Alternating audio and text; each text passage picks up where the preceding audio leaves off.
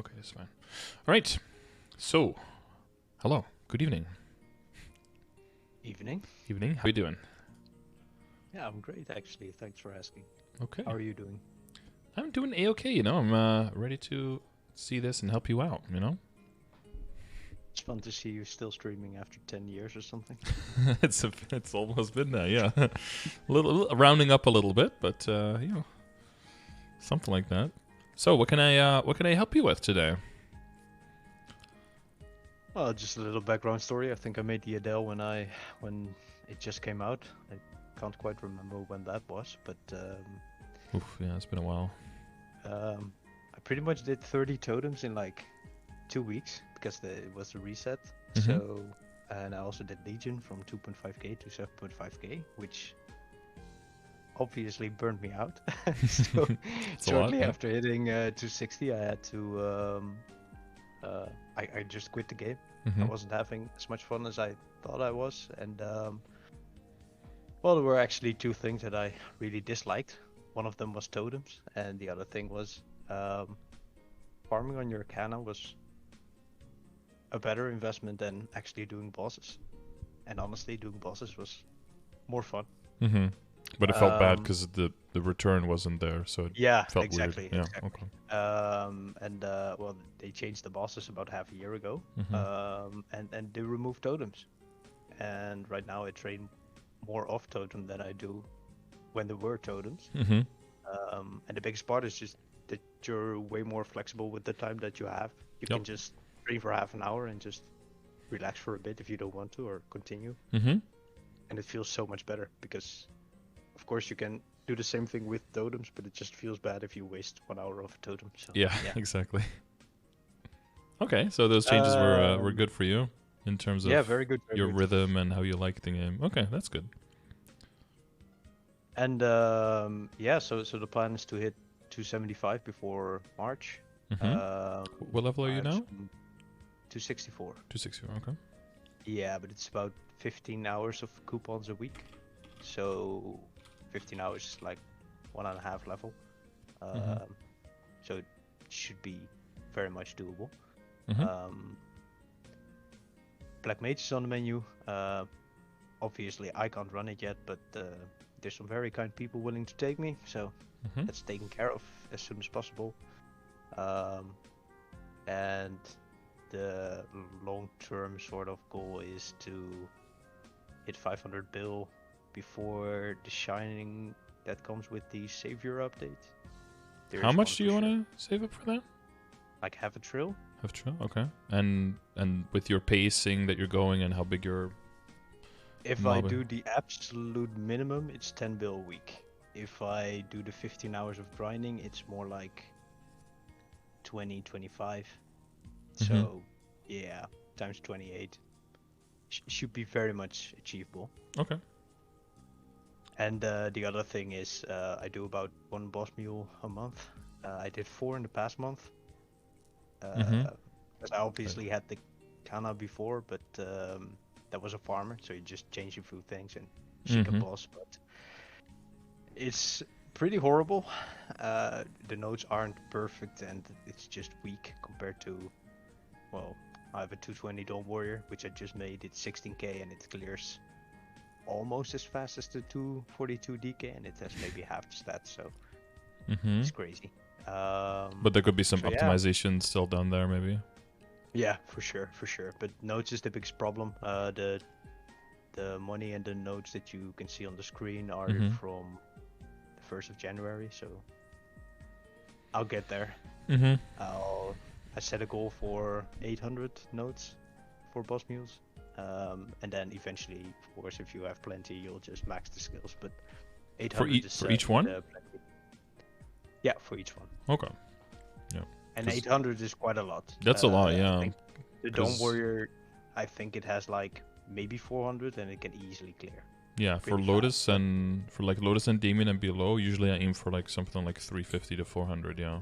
yeah, Usually yeah, that's enough. it's very doable. However, since I want to reach 275 in a rather short time span, Mhm. and every hour of grinding nets me 20 nodes, 15 a week, so that's 300 nodes. Mhm. 6 weeks is 1800, and I only do the boss meals once a month. Of course, I could do more, but I'm just lazy and I just cap clovers and just buy the leveling pots. Mm-hmm. Oh, you do the weekly boss runs on them once a month? Or well, weekly of course, but oh, yeah, okay. like the I usually just trade Lomian for Right. whatever they need. They have full abso when the Mhm, month's mhm. over. And the leveling pots that you can buy from Clover, I just get them to 212, and then buy 2 of those boxes. Well, that's 220 a month. Yeah. Okay. I see. Yeah. Yeah. What I found, what I like to do is have, especially once you have the 7-day Monster Parker on your main, you just have one character that's dedicated just Monster Park every day, and then maybe some symbol dailies, and usually that from if you start at level 210 and then you end at once you're done with the Monster Parker medal, you're like around level 226 if you don't even do symbol dailies. So if you add symbol dailies, you can get into 230 very easily, and then that really comfortably puts you at Lotus and Damien and below stuff. You could maybe even slime if you throw enough money at it. I noticed the Monster Park gave a lot of more XP than it did before, and I've been doing a lot on the Lara because it's the hyper burn. It's 244 now, and I really want to spend as much time on the Adele as possible, but I still want to do Monster Park, so it's like 10% a day, which is pretty big, and it'll get there before hyper burn is over. Oh yeah, that probably won't be an issue. You've got almost a full month left, right? So like, yeah, it's even if I miss some EXP or I miss some days, I'll just grind it up to 250. It's no problem. Yeah, you could grind out in like the last 2 days if you go really hard just to finish it. So exactly, it should be fine. Yeah. Okay. So thinking about if when you mentioned that money that you want to save, the big thing there that immediately comes to mind for me is if you're saving up that much money, of course you'll be able to make like huge upgrades, right, when it comes and when the shining happens. But you're also going to be compared to where you are now, you're going to be keeping yourself weaker for a while as well with that money. So do you feel comfortable with that? Do you feel like you could do all the content that you want to do now pretty well? Yeah, if I train, I do it with a 400 drop, and I one-shot the mobs, so that's good enough. Yep. If at some point, because I still have to go to the after Cernium, the burning thingy, and the Arcus, of course, they'll be a lot stronger, and I won't have enough sacred power. So if a Starforce event happens, I'll just do the CRA and the easy things I have backups for. Okay. So when I came back, I didn't really focus on getting the Master Craftsman thing for the Meister rings. Sure. Working on it, it'll take a few days, but accessory crafting's pretty fast. Yeah. So that's very important. Obviously, I'm very happy I'm done with the Misty Island. Yeah, it's a decent flame right there. Yeah. It was. I did the 2 quests, and then the first flame after completing the achievement was this one. So 98.5, I think. Yeah, it looks like enough. Close to 100. Yeah. Yeah, something like that. Yeah. Yep. And I Done. was also very happy that I did the 1 droid event just before I burned out. It may or may not have been a part of it, but that was horrible. Yeah, Fairy Heart is like pretty close, but yeah. Did you get the android with extra stats as well, or did you get the older one? Yeah, I got the android. The Allura, right? Yeah, Allura droid, yeah. I can check right now. 5 extra attack, dude. Droid. It's huge. It's very big. It's very big, yeah. No, it actually. I mean, the further you go, the more important that becomes. That all those little things end up together. If you're trying to get 5 extra attack on a flame on an arcane or something, that's billions, right? So Exactly. anywhere you can get it. Okay. Well, it seems like you already have a pretty good idea and a pretty good plan. So what can I help with? Well, there's a few things. I'm pretty sure I'm doing everything I need to do to get the backups. The thing I'm working on right now is, so I came back like a month ago. same guild as I always was, so just That's an EU, right? trying. Yeah, it's in EU. Because So I think I've done like 3 or 4 puzzle members so far. yeah, it's a big guild, so Yeah. that doesn't surprise me one bit. So yeah, the idea is before I left, I had a fun bossing group. Mm-hmm.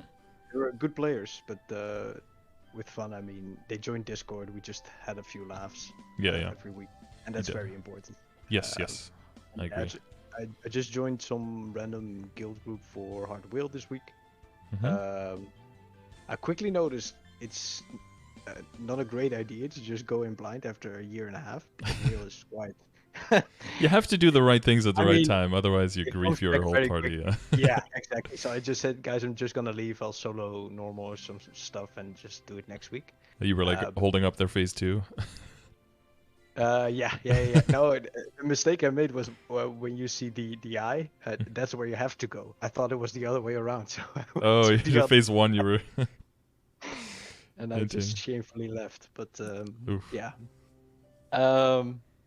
So yeah, I'm just trying to find a group, because when I joined that party, I said, okay, do you guys want to go on Discord? And they said, no, why? That's when I knew I'm not gonna run with that group every week. I think it's important to just have... Yeah, I agree.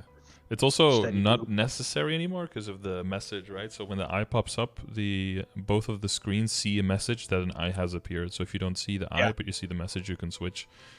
Yeah, exactly. Yeah, and they switched it for soloing as well, that if you go in completely solo and you hit in phase 1 in the test, you hit the thing in the middle, it'll just drop the balls on your side instead of needing like a summon on the other side and stuff. That's how it used to be a long time ago. So you don't have to do as try hard anymore to solo. It is more reasonable to get to that point. But the problem is still phase 3 with the webs, right? Like, it closes in very quickly. You need to do a lot of damage in a short amount of time to be able to solo phase 3. So even if you get very, very strong, you typically take like 2 or 3 supports with you, or people's alt characters, just to give them a chance for a box, and then they just jump around and cleanse the webs, just because even just one extra person there makes a huge difference than soloing it. Yeah, I noticed a few differences when for Will compared to before I left. One thing I wanted to ask you, because you said like obviously you can't do Black Mage yet.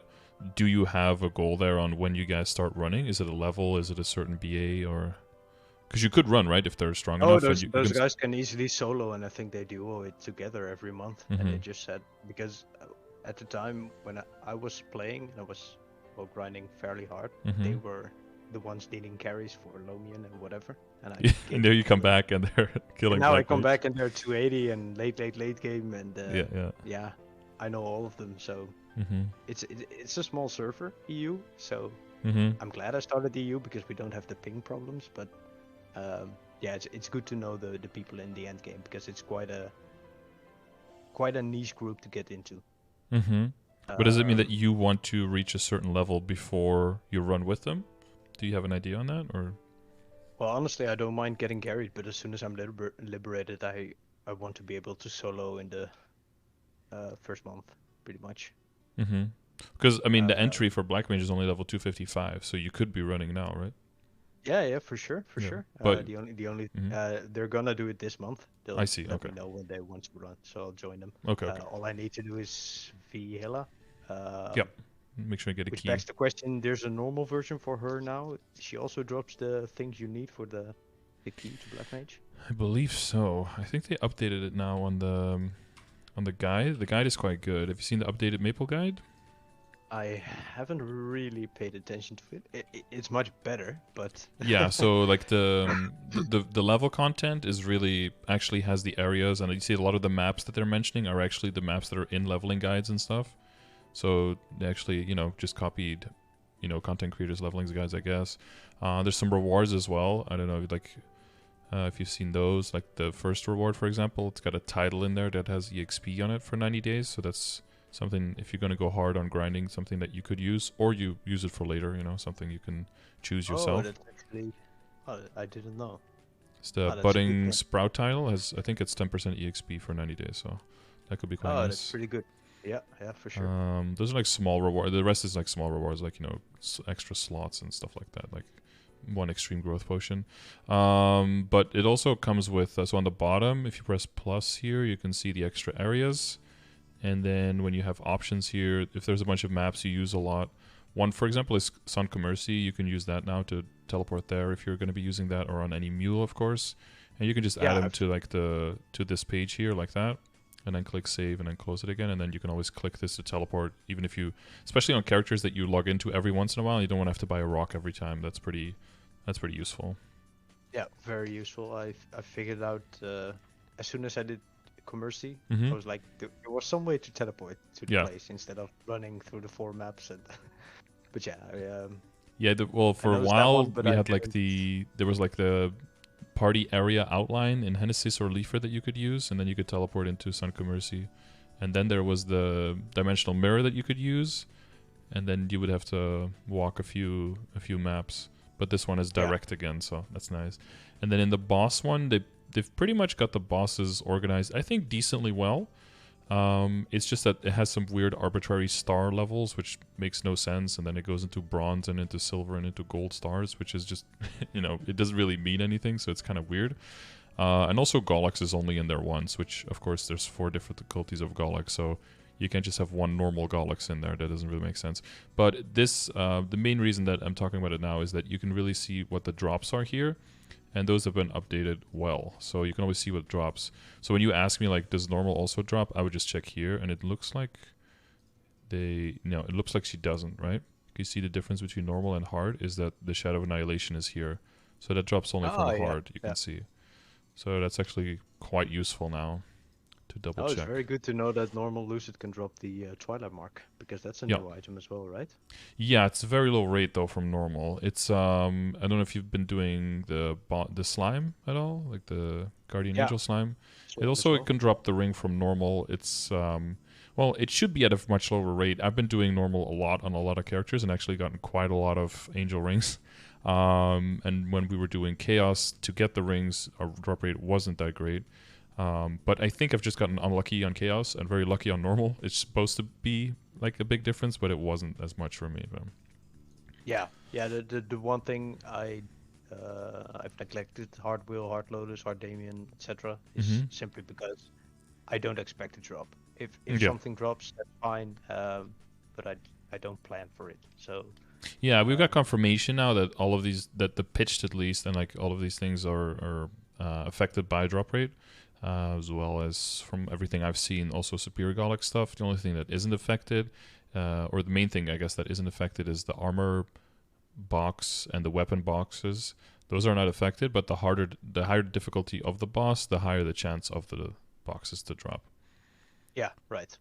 And with backups now, and in general, the drop rate has been increased a lot as well over recent times. So if you start doing Chaos Tenebris in parties, or even if you're doing normal solo, you're really just doing it for the crystal, right? Maybe some soul shards from Darknell. But if you start doing Chaos Tenebris in a party, then it's really nice to just get a bunch of boxes and get a bunch of extra backups, so that when Shining Starforce comes around, you don't have to spend like 40 bill or 50 bill on just buying extra arcanes, but you can actually realistically tap up to 21 arcanes without needing to go broke on just buying backups. But you just have to do the Starforce part, so that would be nice. Very true. Yeah. Because the other thing you need is the Sparks of Determination, right? To turn the Shadow of Annihilation into the key to get into Black Mage. So you also have to do Gloom and Dark now if you haven't been doing those. Yeah, but you get those from the dailies, and you need 50 per month. Yeah, you can also do the dailies. I personally hated the dailies, so I never did those. I know they're good EXP though, so it's like I don't want to like say that they're bad. Yeah, that's very surprising actually. That so many daily things actually give a decent amount of XP. Yeah, they added it to Grandis as well. If you just do all the dailies and all the monster parks and Monster Park Extreme out now, right? That's also a nice chunk every day. If you add all of that up together, you can... Basically what they wanted is that someone just logs in and just does like dailies and logs out. They can still level at like a pace that you can actually see. It's like detectable that your EXP is actually moving upwards. So I think that's generally a good idea for the people who are like really casual and don't really like to grind out the, really grind out the training, but they can still kind of progress. That gives them really of like hope. the changes, because not everybody has a lot of time, and I can imagine it feels very bad when some people are just grinding every day, and you're Mhm. falling so far behind. And now at least with dailies, when it was 260, if I do the absolute minimum, maybe 20 minutes, it's 5%, which is crazy compared to 0.001% before. Yeah, exactly. So, It could be really bad before we just do something and you don't even notice. Like, did I already get the percentage, or do I still have to get it? I don't even. You don't even see the difference. Yeah, but so in general, this tracks like the stuff. and How do we the go? twilight mark, is it used to Yeah, Twilight Mark. So Twilight Mark, transpose? you could transpose into the Sweetwater Tattoo, but what people have found is that because of the Dawn set, so when the Guardian Angel Ring first came out, it's part of the boss accessory set, but there's a scroll that you can use to turn it into the Dawn set instead. And then because they switched the Dawn set bonus between like the test server and the live server, the set gives you, oh, I can show you, but the set gives you 10% boss on just 2 set. So it gives you 10 all stat, 10 weapon and magic attack, and 10 boss. So when people get the ring, and then they want to get the Twilight Mark, and just keep the Twilight Mark as a Twilight Mark. And then that ends up just being better and just saving you money as well, and saving you dinero, so that the pressure isn't on and transposing the pendant and transposing the eye and transposing the face, because then that's a little bit much. So Yeah, that makes sense. That makes sense. Oh, that's amazing, actually. So that's the set that people will go for. And then, yeah, it depends on the stage, right? If people are very new and they get a ring early on, they might just upgrade it pretty early on, so they don't have to worry about the reinforced ring or about using event rings. And then, safeguard up to 17. And then if you get a lot of rings, you can just continue on the ring. And if you don't get a lot of rings, then people will use the superior ring to transfer into it. So like Kana Treasure or Meister into superior, into the Angel Ring. But it was mainly in the beginning, right, when people didn't have many rings and the content just came out. But now it's decently reasonable. If you run Chaos for a while, you can just get like 4, 5, 6 rings. And then, yeah, depending on how lucky you get, you could just send on the item itself, and then that cuts back in the Gollux coins again, and then that allows you to keep your Gollux coins for like 21 and 22 superior instead. Yeah, that makes sense. But 7 months of daily Gollux is gonna give a lot of coins, so... Yeah. Did you transfer, is it all new coins, or do you still have old coins? Do you have the green ones, or like the purplish ones? The purplish. Okay, yeah, you're good then, yeah. Because the old green ones, I had those as well, but you have to like transfer them into the new ones, and you can only do 100 a week, so every single week you have to go back and transfer 100, and then... Ah, yeah. I've been doing that for a while. I leveled the Adele fast and burned out quickly. Yeah, so I didn't have a lot of old coins. Yeah, good. Okay. Okay, so we know about Black Mage, know when to do that, we know how you're going to get there. Yeah, I guess what else comes to mind? Really pleases me that you can now get Twilight marks, because for some reason my mules get Populatus marks. All of them have one for some reason, and my Adele never gets one. Rip. Well, one is the eye and one is the face, right? They're both marks, but Twilight is a face and Populatus is an eye. Oh, I see. So you're still fucked. Yeah, so you still need it. Yeah. Yippee. Yeah, not to give you false hope, but yeah, you still. Oh fuck. Yeah, my Adele just got one after like 112 runs or something on the Adele. Finally got one. Too many runs. Yeah, that's for sure. My DA had 10 of them, but I lost them because I was doing Liberation for Black Mage, and then you need to unequip all your gear, so I needed to make room in my inventory. So I dropped them all, hoping I could kill the boss in time and then loot them back. But the boss killed me a few times, so when I got back, all the drops were gone. So rip all the extra pap marks. But, I mean, I don't really need them. But I wanted to have 10 and then extract them all and then make a little video, like extracting 10 pap marks. But now I'm back down to 1, so... Yeah, that sucks. But yeah, because I'm holding all those legacy items, right? Like all the spare superiors, extra dominators. Because those eventually you need, right? Dominators into superiors, into source of suffering, kind of treasures into, So there's always future use for those. And about the Gollux shop, are the superiors monthly or weekly? You can rebuy them weekly if you have enough coins. Ah, okay. Fair enough. Yep. Yeah, if they were monthly, I'd have to check that I buy them every month. Otherwise, I won't have enough backups.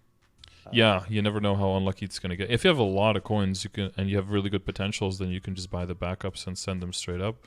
Otherwise, transferring is very doable, right? Bunch of reinforced. I mean, we can go through the. Is that where your main question is? Is like just to make sure that you've got like the right path forward between now and Shining Starforce, other than just making the money, but making sure you have the right pieces in place. Exactly. Yeah.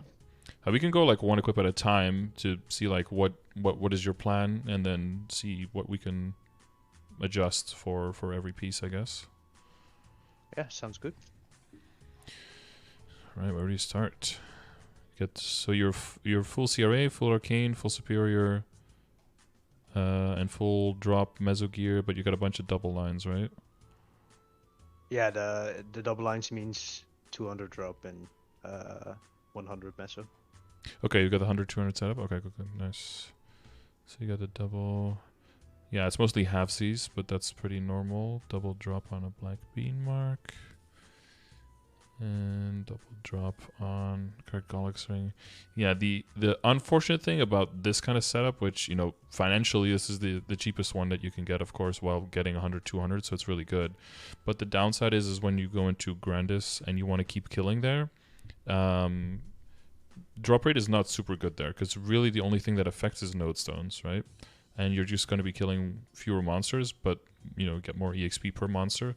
But the main thing, at least, that I think you would want there is as much Meso Obtain as possible. But if you use your Meso Obtain pieces, you're going to be hurting for a lot of damage, because since they're drop and Meso on it, that means you're only getting one line per item. And with that, you're not getting any stat either. So you're going to need even more Sacred Power and even more damage to be able to overcome that, sadly. Yeah, that's nothing to worry about just yet. No, that's true. But just like, you know, for future prep, that's kind of like, you know. Because right now, I understand the nodes are the only thing that drops there, but they're very important right now, because I still want to do 4 mules. So I have like 10. And then if... Yeah, but I mean, you could go from like 12 nodes an hour to like 14 or something, right? So the question is then, do I get 2 nodes an hour, or do you get like 150 mil an hour of mesos? You know, like that's then kind of like the question of what do you want to do. But like in your case, you probably go for the drop rate. But in the beginning, you just go for as much damage as you can, right? And then you can slowly, like one piece at a time, start taking it away and switching it out with drop rate, and see if you can still maintain your kill speed. And then slowly transition from full damage into adding some drop, adding some meso, just whatever you feel comfortable with. Yeah, I've full map clear anyways right now with the drop gear equipped. In Cernium? Yeah, in Cernium. Oh, okay, yeah.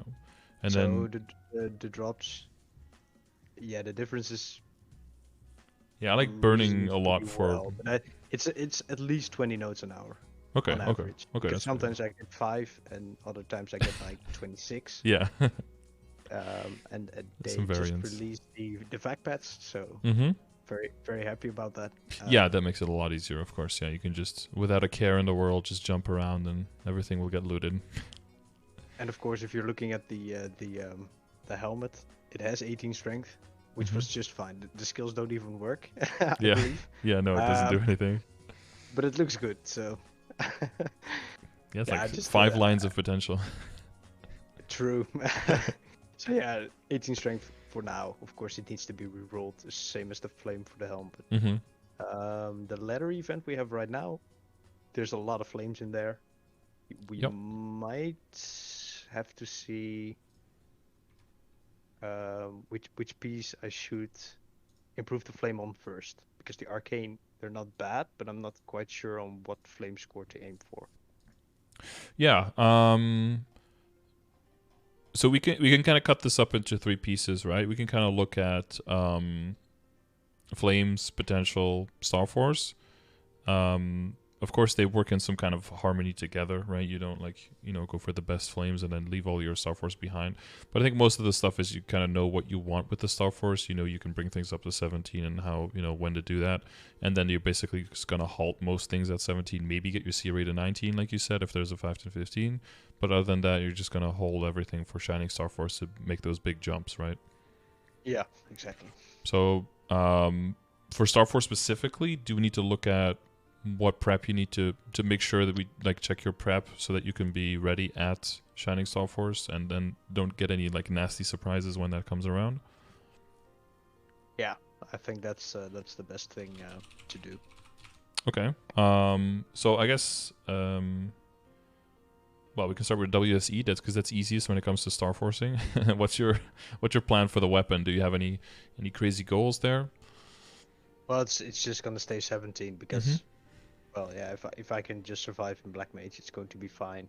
You get to 22 eventually, so. Yeah. I would say if you do get some weapon boxes, it's pretty cheap to just because what happened with me is my one character I got one armor box with 7 weapon boxes, so I just tapped it up to 19 or eventually up to 21 without even safeguarding it.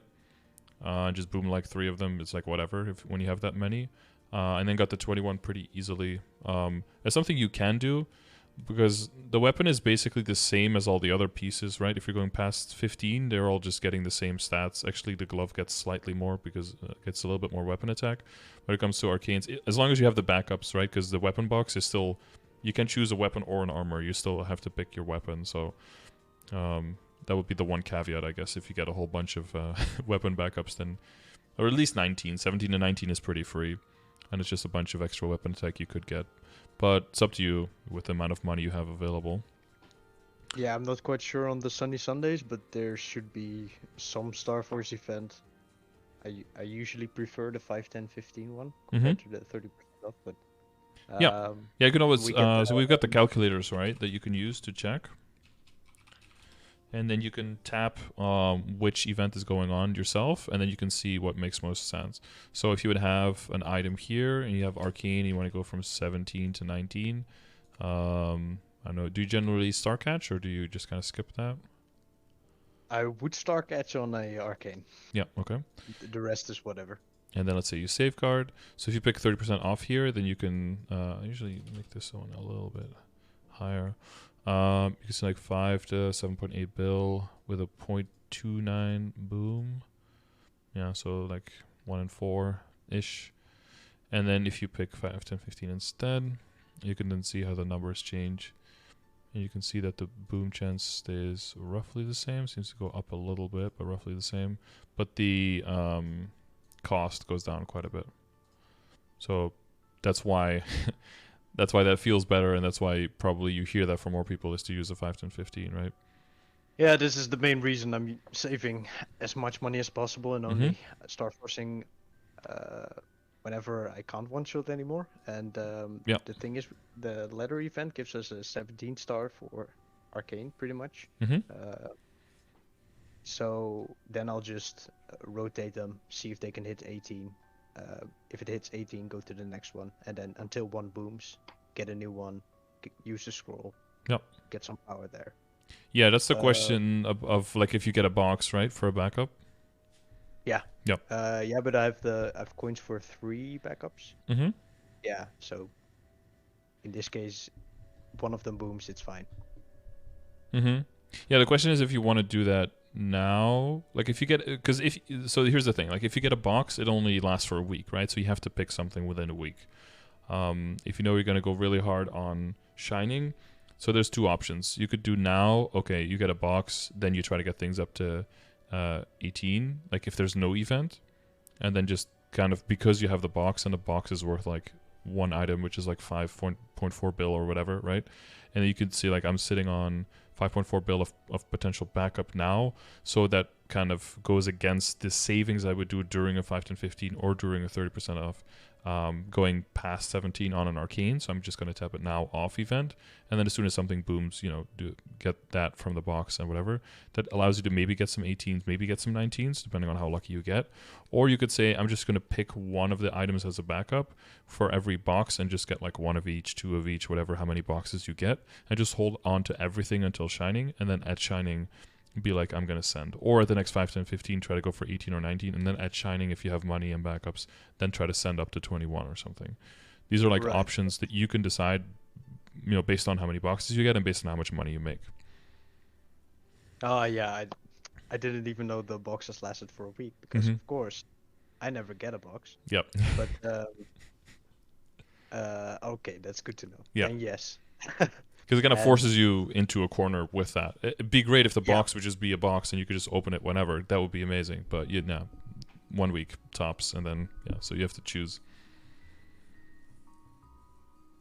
All right, I'll take it into account. Yeah. And the biggest reason I'm gonna save up half a trill is because I don't really look at average. I don't look at the median. I look at the range of cost.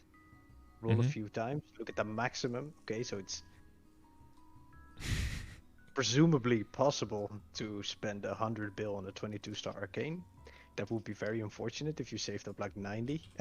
You never get an upgrade. This is 190 actually is the upper end on 3000. Oh, here's one 251.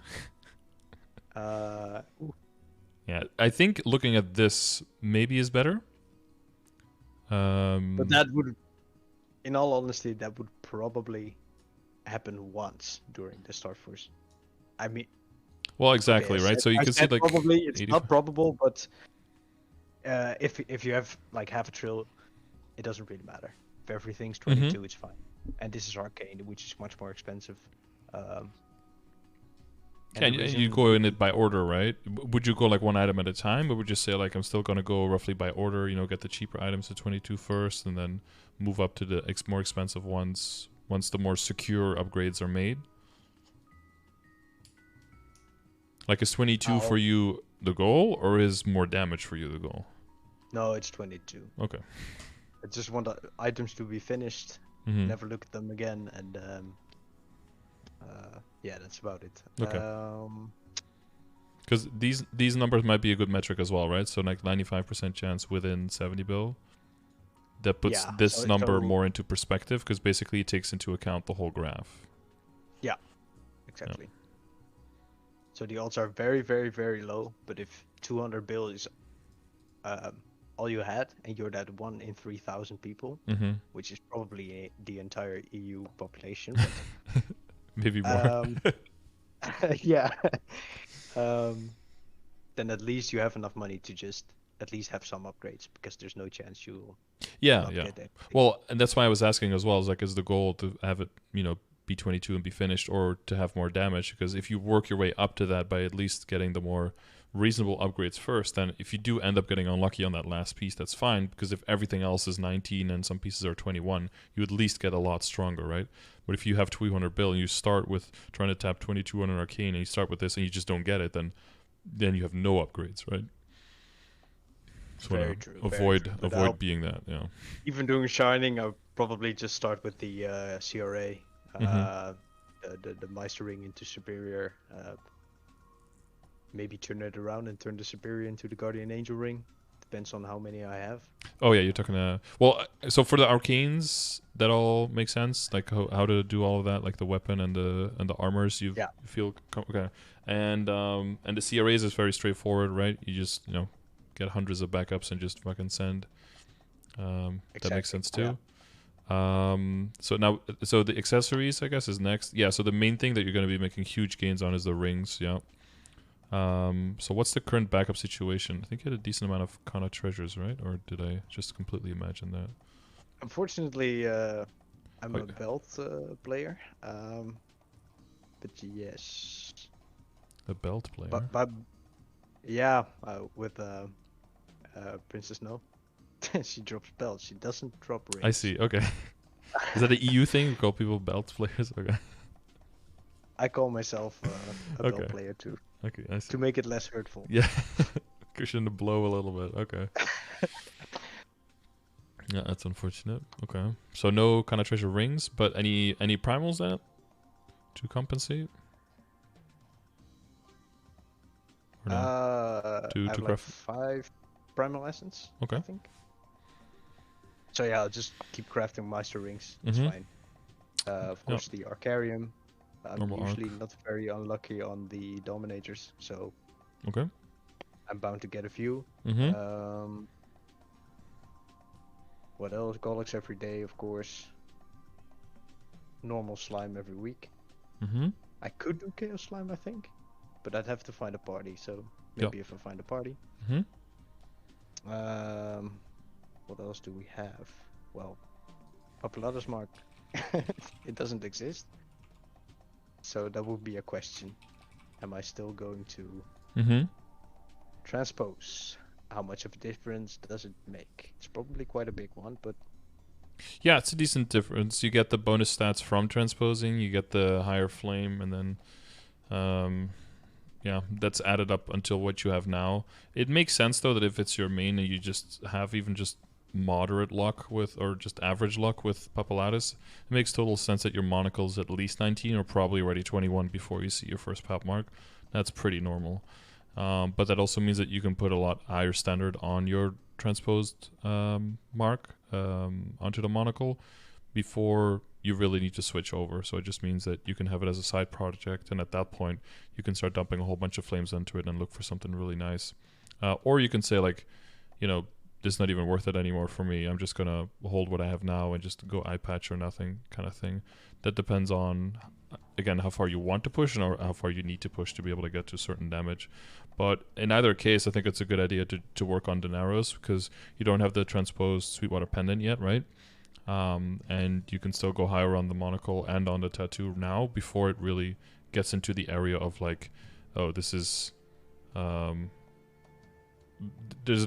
don't think there's any point like up to 21 where it could possibly be like a bad decision because it's just free damage. The tattoo is the only one where I would say, like, depending on how many Daenerys you have and how quickly you want to move into the Twilight mark, right, where 17, probably 19 still kind of makes sense. But if you're already now in Hardloose and Hardwell parties, I would just now go straight for Twilight mark on the tattoo. So the Daenerys would strictly be for extra monocles and then possibly for transposing if you find a pat mark, and for transposing Sweetwater Pendant, and then for backups in both of those. right. And you use the Arcarium pendant to transpose into the Sweetwater, right? The Dominator, yeah. Yeah, Dominator. Yeah. Yeah. Yeah.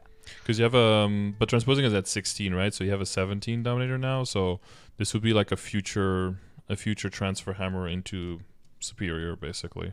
This guy. Yeah. You have to get another one to 16 and then Flame 105 plus and then transpose. Yeah. Yeah.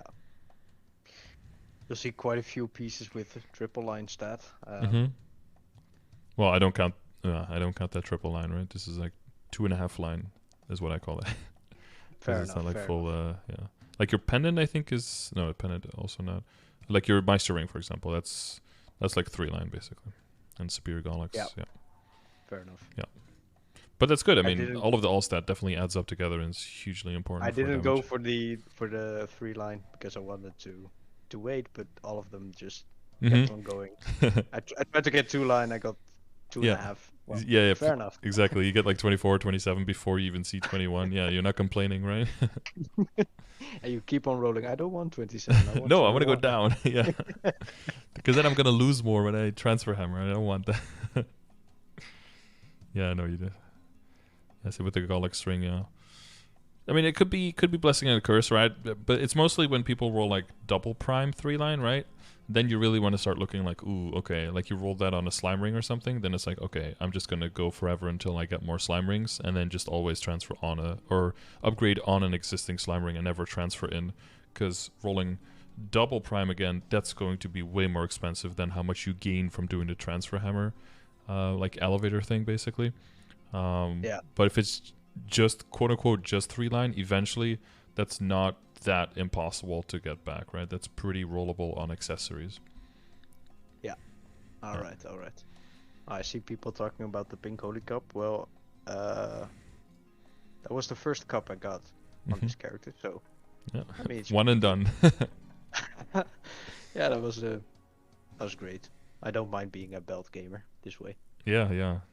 Well, and that's the other thing, right? You get unlucky with the rings from Princess No, but hopefully then another window or another door opens, or whichever proverbial thing is no longer Yeah, and closed. it's only been a month, and I still saw one Connor ring at least. So Okay. I'll probably have plenty by the time it comes around. And if I Yeah. need more backups, I can just keep crafting my strings Mhm. at that Mhm. time. So, If you need to scale up, if you think that's going to be a bottleneck, you can definitely try to do normal arc on just as many characters as possible daily, because that's the best way to scale up on getting primals is just doing more arc runs, because characters can very quickly get access to that, right? Even at this point, like a 210 or something could just nuke, um, yeah, could just nuke with 5th job skills. So if it really comes down to that, you could just do like 10 normal arcs daily with some Legion coupons or something, right? yeah, exactly. Okay, did we miss any accessories? Blah, blah, blah. Well, you know which ones to get backups for, right? How's the superior backup looking now? Like coins and possible rings and belts? I believe I have one pendant, two belts, Mm-hmm. superior ones, Hmm. um, and at least two rings, I think. Yeah, Rings or earrings? rings. Rings. Okay. So no Yeah. earring drops or backups yet. Well, the 140 ones. Oh yeah. Okay. Okay. Yeah. So I mean, To transfer over. good Yeah. enough. I haven't.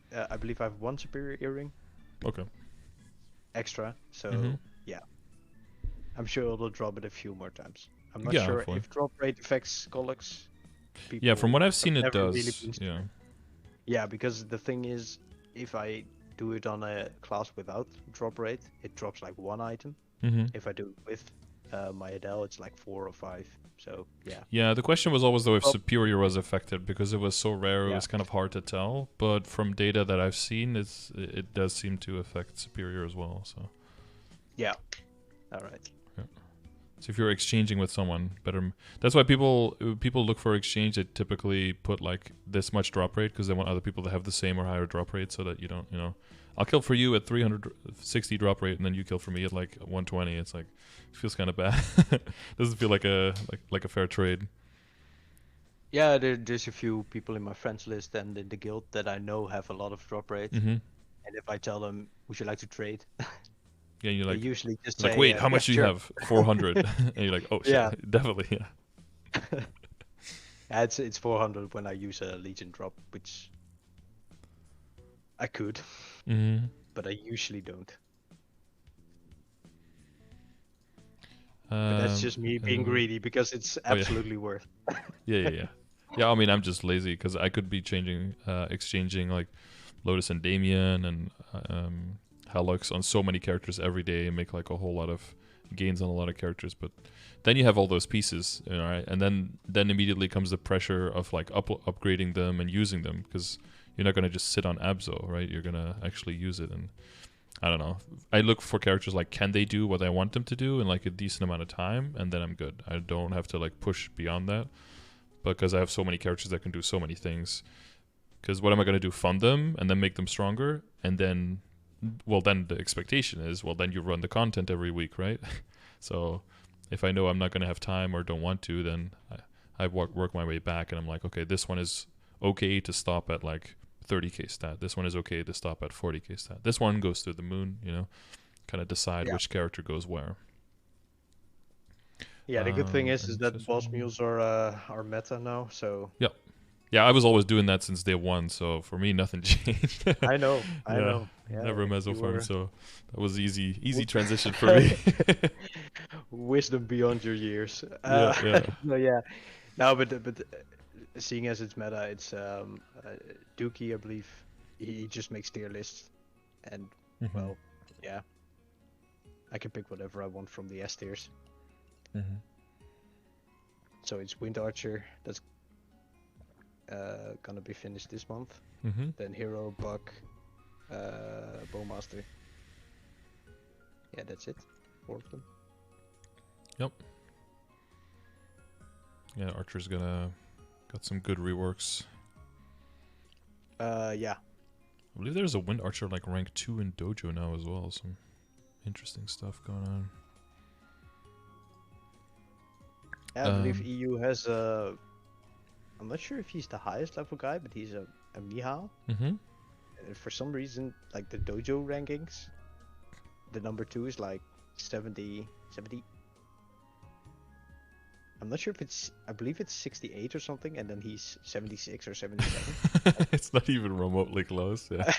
What's going on here? And Yeah. apparently Mihao is very OP late game, but It's yeah. just really good at survive. Like for Saren, it's just like a joke because you're just the problem is just dodging all the attacks on all the classes, but Mihal is just immune to everything like 80% of the time, so you only have to dodge like 1/5 of the things.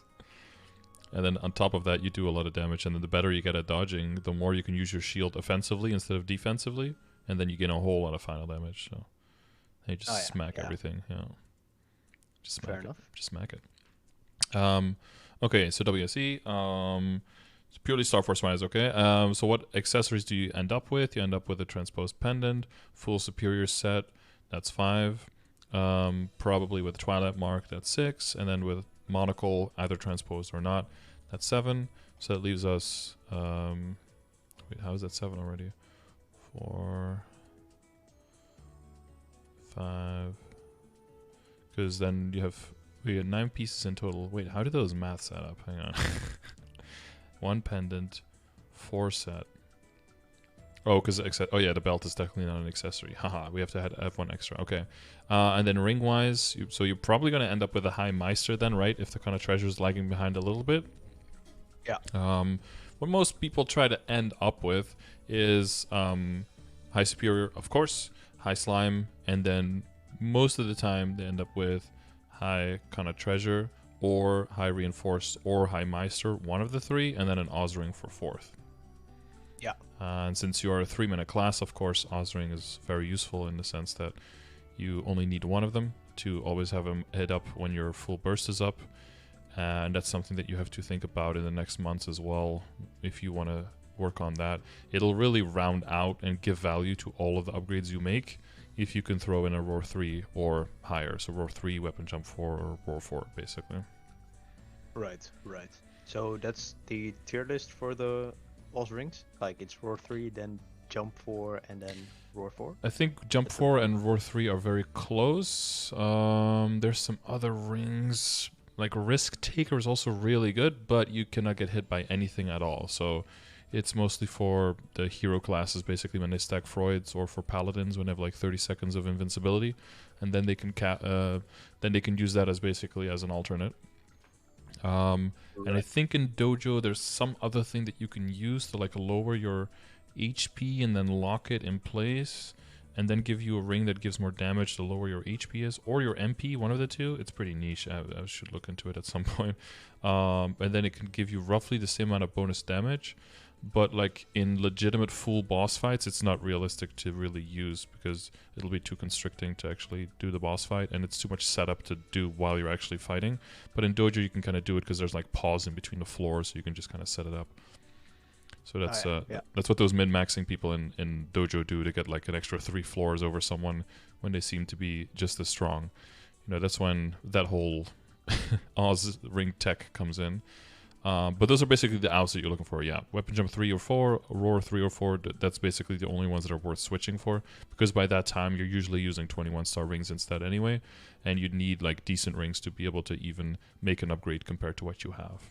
But the thing is, if you get an Oz ring early, that also means that you might not need to get 4 rings up to 21 or 22, right? So then 3 is probably good enough if the other one is 17 or 19 as like a backup to switch into or something. That's like optional at that point, so you don't need to commit as hard to the rings. Yeah, I've never ran Oz before. Well, you're in for a treat. So yeah, I know I'm in for a treat because I see the run times from the highest. Yeah, that's the very fastest, and it's like, oof, that's already quite a while. Yeah, so what floor should I be aiming for? Because I understand how it kind of works. I think 42 is for efficiency for times is 42.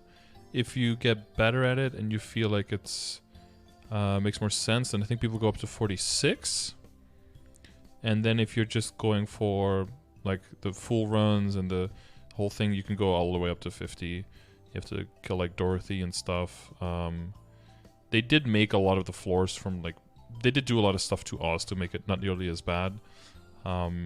So it's definitely, if you start going into Oz now, it's definitely not going to be as bad. Full run for shiny boxes, yeah. Yeah, they added like shiny boxes as well, so if you have more ring fragments, you can buy like a shiny box. It has slightly higher odds as well per ring fragment of the of those highest quality rings that we talked about. But basically 42, 46, or 50 are like, those are the main strats basically. In the beginning you have to build up, right? So you start with just 2 slots for the pills, and the pills give you extra duration on your run, and you have to get points and have to clear floors so that you can unlock more slots and that you can put more pills in so you can get longer runs basically. So in the beginning you're just gonna, you're just building up your timer and building up your slots, and then you get really long timers to add, and then you go for 42, 46, or 50 depending on what you feel like basically. But you can clear, I believe, 200 floors a day, and you can still go in as long as you haven't cleared 200 floors. But you can go over 200 and finish your run, basically. So some people like, you know, try to exit at like floor cleared 199 and then go in one more to do an extra run, something like that. But yeah, that's when people are... Yeah. The moment I saw that you could do 200 floors a day, that's how many hours?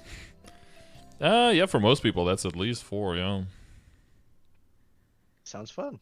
Yeah. I can't wait. Yeah, but I know I want to do Oz, but yeah, 275 first. There's the Clover event. There's so many things going on right now. Yeah, it's a lot. And still people complain that like Clovers takes too long. It's like, well then do something else. It's not like you've got nothing going on. Like do some other things then. Yeah. I'm sure you've got enough going on. No, I mean, I like the Clover event. That's just free extra bonus stuff. It's a whole bunch of extra money, super cheap nodes. Yeah, and it's for the coins, because I saw this guide for Oz, I read through it very quickly. You don't get a lot of coins, but you just get the boxes from finishing runs, which is most likely the best source for the rings and the coins if you have enough. Yeah, so they're not really coins, right? There's like it's just like the ring pieces, right? The ring box pieces. Is that what you mean? What do you mean by coins? I believe. Well, you get points, right? Points. Yeah, points. Yeah. Sorry, I said coins. Yeah. So with the points, you can buy the. Well, if you reach a certain amount of points, then you can get the extra slots, right, for the extra rings, and then you can buy certain rings in the. You can buy certain things in the shop. You want to get, if you get like a tower ring and stuff early on, that's pretty useful because that just gives you more points for clearing floors. So early on, that's really useful. That just makes you scale harder.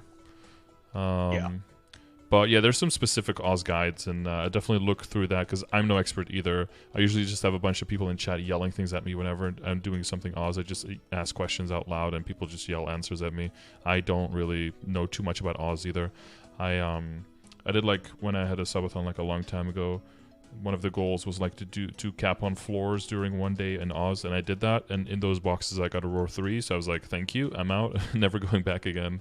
But that was more during the time when Oz was kind of still being made better. So since then, it's gotten a lot more streamlined and not nearly as horrible of content to do. So fair enough. And you said floor 42. If you get better at it. Yeah, I was able to do 42 and work my way up to that pretty cleanly. And then if you're just feeling confident, floor 42 is a jump quest most likely. Well, there's just like there's a different reward box that you get at those floors, and typically 42 to 46 is something that people didn't do because it was either floor 44 or 45 or something that was like a really shitty floor that had like some kind of quiz that would ask you things about all the floors and all the things you've done up to that point. So you had to like write everything down or remember literally everything, and that was just really fucking annoying. So a lot of people just say 42 and just bounce and then start over. But I believe they changed that floor since then. So now 46 makes more sense because then after or that was 43, yeah. And then because once you clear 46, you get like a bigger main quality. So the main thing is that you get one main quality box depending on what floor you cleared, and it goes up every 4 floors. So that's why. But there's also more bosses, and then every boss can also drop boxes. And the further they go, the more boxes they can drop. Like one time I cleared the boss at floor 40, and he dropped like 5 or 6 different boxes. Most of them low quality, but it's still more chances of some cool stuff. And that's why some people just go all the way to 50, because Dorothy can also herself drop like a whole bunch of boxes up to decently high quality. Not quite as high as from clearing the run, but still decently high. So that's why some people just go all the way instead. And they might do like 50, 50, 50, and then 46, and then do another 50, something like that. All right, very nice. Yeah, if they absolutely hate themselves. Nice. I mean, if there's usually some periods between events where there's a lot of time, I'll just go hard on us. It's fine. Yeah. It's just one of those things you're not really looking forward to it, but yeah. Some people really like the content. Honestly, yeah, I don't want to like talk bad about it and basically give you like already feeling bad about it without even having tried it. I would say just give it a try and just see how it is for you, because there is jump quests, but there's only like 1 or 2 that are pretty annoying. All the other ones are pretty straightforward. You just get into the groove, and some like they're all the same, right? The jump quests. So once you get used to them, you get a lot better at them, and then they just become formalities basically, rather than really annoying. Yeah, don't worry about it. It's not you, it's me. I was terrified of us before this conversation started. Yeah, but I know many people are, and I was kind of too. So I don't want to contribute to that. You know, it is. Fair enough. There's a reason why the content in there is just so fucking good. You know, the rings are so insane. It's because it's hard to get it. You know, there's a barrier, so it makes sense. Yeah. All right. Well, I'll keep it in mind. I'll have to get the Roar 4 at some point. Yep. And then we have Transpose Pendant, I, and CRA. Yeah, and then hopefully you get a book by then. But otherwise, you just have to have a nice cup. And full arcane. I need visual. Hang on, let me check my own thing. The hat. And then, yeah, you have a regular old medal, right? And you already have the heart. Yeah. Okay, I think that finishes up all the Starforce part, right? Yeah. Nothing else to work on for Starforcing. For cubing, so for potential,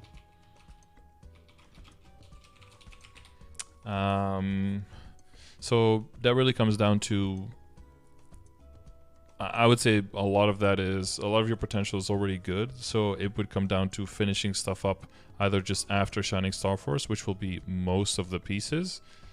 The only thing that will probably not be is your WSE, right? Because those pieces will stay the same. So yeah, most of it will probably be a matter of just throwing it into a calculator, see what the expected cost is, and see if that's something you want to incur, or if you want to wait until Shining and save your money for that instead first, and then circle back. The only, yeah, you've got at least 2 attack lines and a useful line. So if your IED is on point and your boss damage is good, because you have good FAMs, right? You've got good boss FAMs. Apparently, I do. Yep. I mean, I have 0 at level 274, so you have 100. So you know. Well, I think the biggest advantage was that I had 400% drop since I was, I don't know, 220 on the Adele. And I trained from 250 to 260 without 2x and without. Okay, so that took a long time, so a lot of monster kills. Yeah. It was a lot of familiars, but yeah, it paid off, I suppose. Yep. You got 50 IDs. And you got some party. And I put the attack one in there because 2 levels ago I needed those to one-shot this Cernium, so it was close. But I was gonna say, I mean, if you have a few of those for Cernium, it makes quite a big difference. Yeah. Yeah. Definitely. Okay. Yeah. So your boss and your IED is good. It's 93 on the visual one. And that's with the full boss damage ones? Yeah. Okay. Yeah, and you have your extra, your Grave Pact is 100% uptime now, so that's nice. And then your Noble Summons a little bit, boost nodes. Yeah. You're definitely at the point also where if you end up hitting like IED and 2 lines of attack or something on the emblem, that would still be definitely quite a lot better than what you have now. So it doesn't necessarily have to be an attack line, so that gives you 2 outs. I believe it's the secondary because I used the basic one. Oh, I sure, do yeah. have the Princess No one, of course. Yeah, the Blade Binder, yeah. Mm-hmm. I'll roll it when an event comes up. Right. Sure. It should be doable to get 2-line attack and something useful. Yep. Okay. Yeah, because this will probably, I think this will all be stuff that you do after you get at least, like, because in my brain I'm thinking like at least CRA 21, all the other accessories 21, and at least all the Arcanes 19. That's usually like a point where I start thinking about 3-lining emblems. That's like a rough estimate. Yeah. So that'll just be after Shining, because you're gonna do that whole jump in one go, right? Yeah. Yeah. So for the 3-line potential, it's like I'll do it for WSE, but that's well, it kind of depends. Maybe I get lucky, and I'll have plenty of meso left over to do to try for some triples. But honestly, if everything is like 27 or 30, it's good enough. Yeah. All the gains, I mean, if you check like the progression grid, right, you see kind of like where you want to be in terms of stats. And the reason that, like, in stat, you're probably roughly where you want to be, a little bit lower, but you're roughly where you want to be. But that's with everything at 17, and Starforce wise, I think you're way lower than like the 385, right? You're probably like in the 320 or 330 range or something. Let's give me a quick second. Yeah, 328. Yeah, see, I said 320 to 330. That's a pretty close estimate. Yeah. So the fact that you're that close with missing this much Starforce means that, you know, that your potential disproportionately is already at where you want to be, or maybe even a little bit higher. So that's nothing to worry about. I think the main thing is just going to be like slowly flaming up everything and bringing it up to like respectable amounts in the time that you're saving up for the Shining Starforce. Then do all the Shining, then finish up the potentials, then go back to Flames afterwards when all of that is done, basically. Right. That's probably the main order. So for the values and everything, for the because the potentials are good. So for the Flames, this is basically what you want to be aiming for, like number wise. But you did question something about Flames. So are you familiar with Flame scores and how to calculate it and all that? Yeah, there's a Flame score calculator, and the red flames, as I call them, the cheap ones, they can roll from T3 to T6, and then the rainbow ones can roll from T4 to T7. T4 to T7. Oh, that's a tongue twister. Yeah, that's true. But that's technically only true for items with flame advantage, right? If they don't have flame advantage, then it's 2 flames, 2 tiers lower than that. Yeah. So you have this. So you have the score calculator, and you have a cost calculator. So this is for the weapon, this is for the other items, so pick late or end game. So I would always pick end game here, right, in your situation. You're a base strength class, so make sure you have that, and then it'll show these up. You can use this to just save all of your items, because you were talking about like priority, right? If you do this for all of your items, and then you can, you can cross-reference them with each other, right? Let's say your pants are like 80 and your hat is like 60. Well, you know those are the same items and you're aiming for the same goal, so that clearly means that your whichever one I said was 60 needs help more than the other one that has 80. And for the numbers, you can check here. So you're always going to focus in... I don't know, actually, this should just be here. I don't know why the non-advantage are higher. But your focus should always be on the Weapon Flame first, right? Weapon Flame now has tier 6 attack and a whole bunch of strength. So it is, I think it's roughly equivalent to a tier 7. We can kind of see, because I think it was 91 strength or something. Yeah, because T6 is like 40% of the base, right? It's a little bit under 50. On an Arcane, it's a little bit under 50. So right. Okay. So you have 295, so half of that would be 147.5, and it's 142, so it's like just below 50%. Oh, I must have. Oh, I see. Yeah. And then one strength, so 142. TB. Yeah, I think for Abzo it's very, very different. So here's if 245 is base, then a tier 6 is 98. So that's that's more like 40%. But if it's on a 200, then it's almost 50%. I Yeah, see. those Yeah. numbers exist somewhere as well, but I just reduced it to this, and Sethy Boy made this calculator based on my numbers and all the research I've done with how the stats translate. Fair enough. Flame advantage, 239 base attack, 295. I was gonna say that is not correct. Yeah, so 142, and then you have 91 and 36, which, you know, the cool thing about this is you can just throw that in here, right? See how much that is, so you can see how much attack that would be. So that would probably be like 31 attack.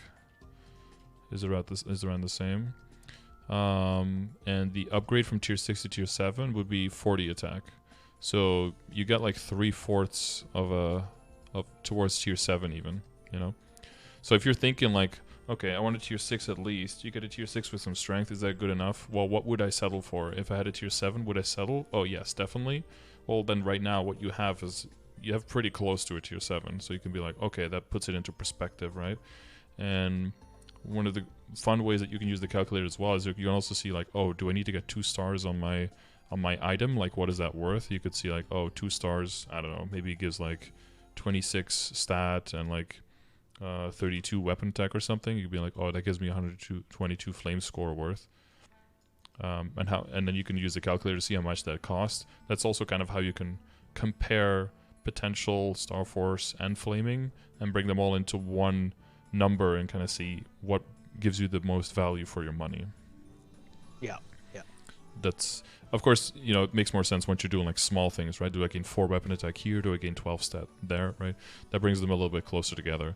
If you're doing these huge jumps like on Shining Starforce, it's pretty obvious that Starforcing is where it's at, so you don't need to really calculate all the small minutia of it. Yeah, I knew the weapon was fine the moment I hit it, because especially now, I'll just liberate and then worry about hitting T7. So yeah. Or you hit a tier 6 with like, you know, some 16 or 18% damage or something, and you're like, okay, this is pretty good. It's so the advantage. All right. Yeah. And So, about the now the flames, colors. the red ones, you can just, well, you get plenty, so to speak. What about the rainbow ones? Is there something special that you do? Because usually it's just get them from events if they're cheap. I never buy them for meso because way too expensive. Yeah. Yeah, it makes no sense that those cost. They're about 3-to-1 value typically, so that's how you want to think about them. Once you get very far, it goes a little bit higher in your favor than 3-to-1, so you might be close to 41 or maybe 5-to-1. But typically you want to see them as about 3-to-1, so that means that they're worth about 27 to 30 mil, right? Because you can buy the powerfuls for about 9 mil. So if you see them for sale for 250, that's like, okay, maybe if I have like $1 trillion and I don't know what to do with it, but otherwise, like, these are just too damn pricey. Yeah. All right. So the one thing you can do extra is you can do the Legion shop. You can buy some Eternals there, right? So you can buy, I think, 20 every week.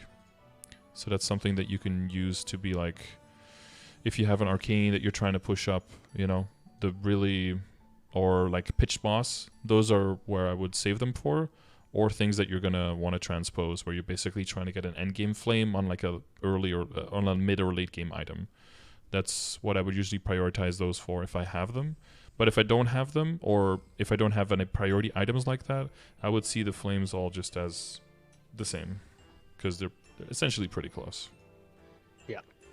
All right. Oh yeah, I never looked at the Legion because I needed all the coins for all the training and stuff and the wealth. So, understandable. Once this is 275, I'll have plenty of coins.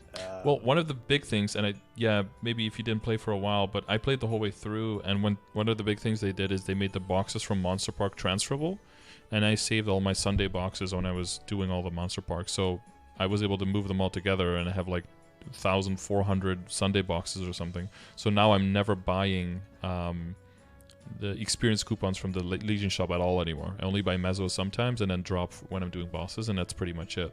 So I'm actually accumulating more Legion coins now, so that frees up a lot of them for that instead. Yeah. But it might be different for you depending on your resources you have available. Yeah, I was very happy that I left at least 10k Legion coins in the in the vault. It's slowly depleting, but it just feels good. And of course, I burned out a year ago, but I'm glad I did, because when I came back, I'm like, oh, I only need like 200 levels for 8k. Oh, that's nice. Oh yeah. Oh yeah, changed from 40 to 42. Yeah, that was very nice. So the 42 is actually it actually already happened, because Yeah, if you go to your Legion and you check on the top right, you hover over the number. It'll is it the number? Oh no, the number. It says there, among the characters you have within the world, up to 42 are added to the accumulated level in the order of level. Oh, right. Oh, it's even easier now. Yep. I was like, how am I reaching 8 point? Because I looked at the characters that weren't 200 yet, and I was like, okay, 8.5k is very easy. When did this happen? Yeah. Because it is a part of Destiny, I believe. Yep. Ah, I see. Okay, that's great to know. Yeah, for a lot of people, like 7.5 was pretty doable, 7.6, but then 7.6 to 8 was like, because then you really had to go to those characters that they absolutely hated and drag them all to 200. And that was for a lot of people just absolute torture.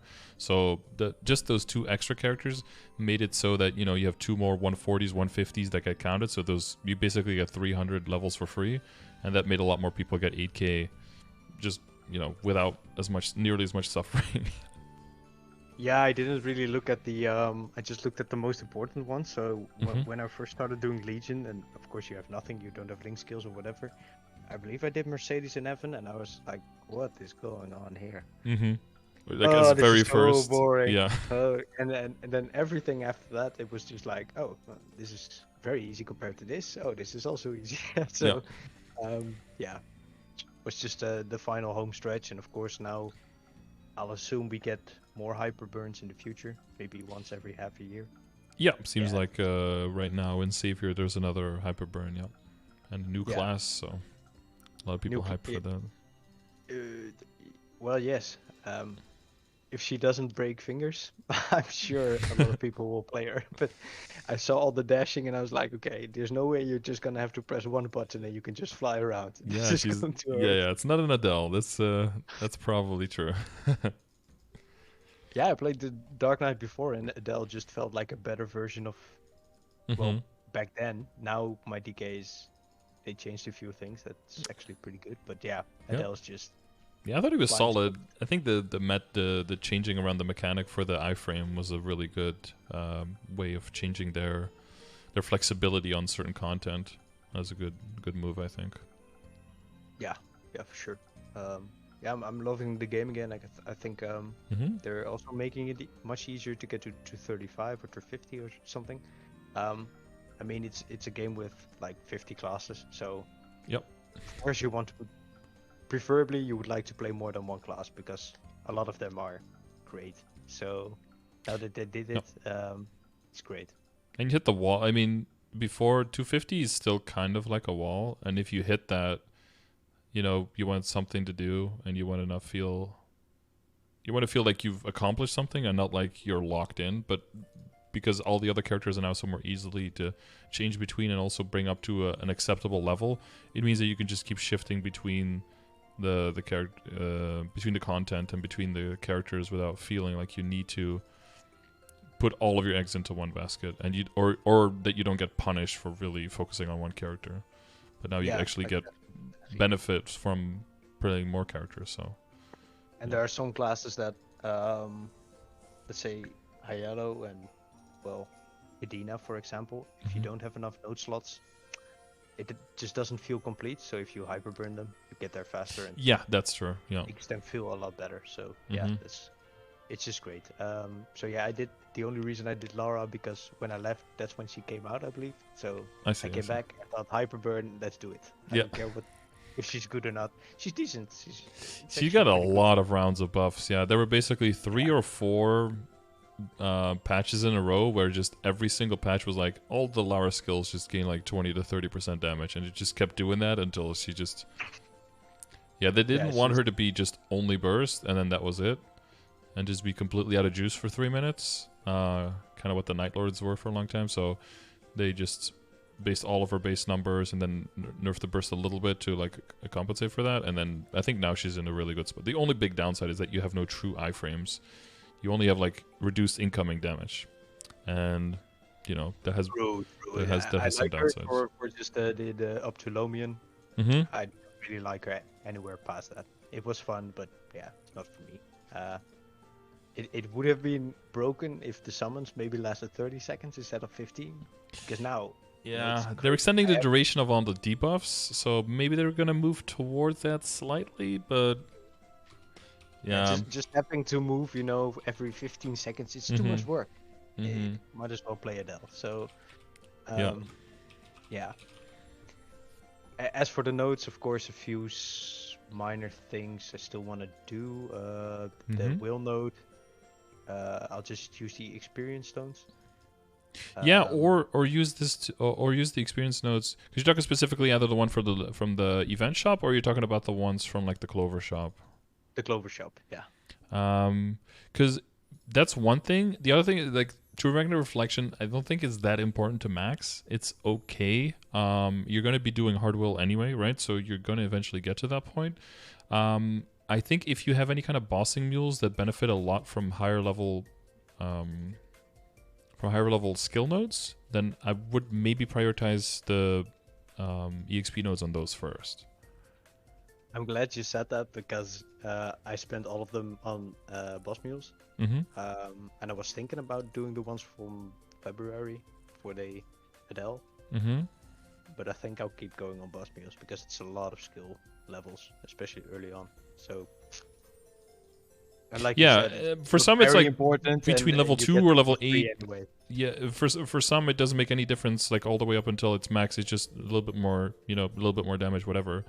But depending on which boss mules you're going, it might be super crucial. Yeah. Like you're doing a hero, right? Like Burning Soulblade is pretty important there, so I would get that up to a decent level first because it's just more uptime, so it makes a huge ripple effect through the entire utility of the character. Yeah. So. Oh, also one thing. Focus is entirely on the Adele, so assuming 275, 280 maybe, I'll probably go for it. I'll have so many nodes, I could just do 1,000 on all of them. And the rest of eventually, yeah. One thing I definitely want to mention though is make sure you lock all of your nodes, because if you're ever going to move things around, especially if you're doing Black Mage and you're trying to get things in there like Blink and Urda's Will and stuff like that are definitely useful like in the later stage of the game, like Chaos Tenebris and up to Black Mage. Are you familiar with the Blink changes and everything? I don't know how long ago that is. Yeah, I must have missed it, but it gives stat now, I believe. It gives 1 weapon attack per level, so if it's maxed in the slot, it gives up to 30 attacks, so that's nice.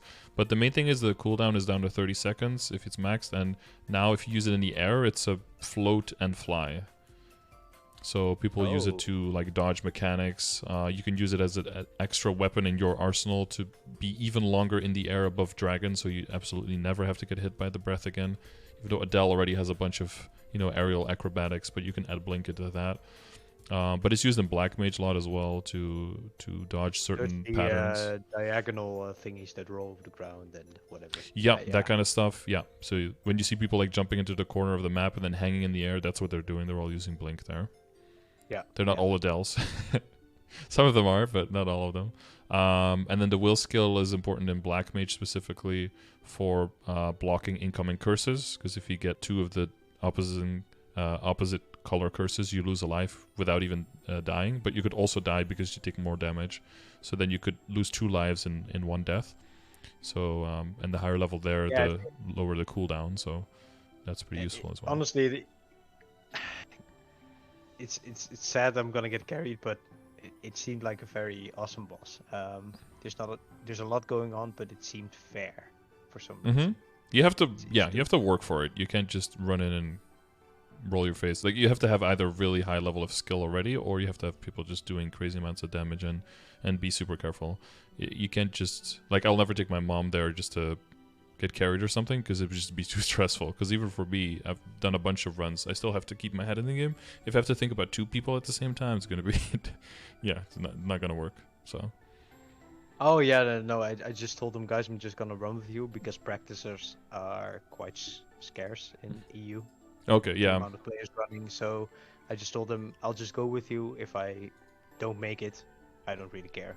It's practice. But I mean, it didn't seem that difficult, honestly. I might be mistaken, but it's really phase 3. Phase 3 is where everything is at. 1 is, you know, you just have a good timing on the bind, you just nuke it. Phase 2 is very straightforward. It's more if you're like with a whole group of people, you're all starting at like the low 270s, you know, everyone is learning the mechanics at the same time, and you're doing like anywhere between like 5 and 10 practice runs or still until you really start feeling like what you have to actually fully do in phase 3. And then the first time you make it into phase 4, you just start tilting and panicking because of you're still like in high stress mode from phase 3, and then you just like kind of int in phase 4. And I think for most parties, if you're just starting with, you know, not the best of mechanics and you're starting from ground zero, it's going to be at least 10 practice runs until you get like until you get like your full party into phase 4 and have like a decent chance of like making it with 6 people. Yeah, exactly. And these guys done it so many times. Yeah, they can skip a whole bunch of. And honestly, P3. It's like 3 bursts. The biggest maybe, thing is right? probably the knockback into the lasers are gonna get you the kicks. Yeah. Well, not killed, but yeah, I can just stand on the left side and nothing happens, I suppose. If I understand they have a maze, that's fine. Yeah. If I do the meteors, yeah. The rollings will come to you, but you just have to look if there's a platform. If there's a platform before the pattern spawns, then the platform will break the pattern. But if the platform spawns after the pattern is started, then it'll go through. Right. Yeah. That's one thing. Because just because you're under platform doesn't necessarily mean you're safe. It depends on the timing.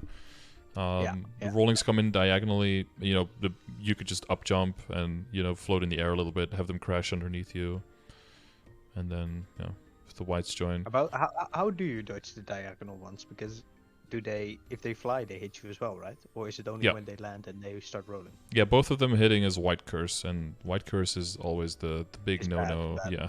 Yeah, because the lasers give the black one, right? Yeah, you most likely already have black curse, so yeah, anything white is the combination, and that's the killer. Yeah.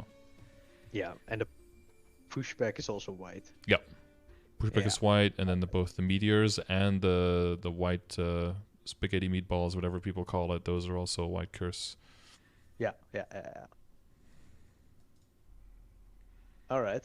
Yeah, there's a big guide on that. I think the main thing is just knowing what things give which curse, because then you know, depending on which curse you have, whether you need to use a will skill or whether you just can walk into certain things and dodge other things, and you just have in your head the priority of like, these things are dangerous, these things are not dangerous at all.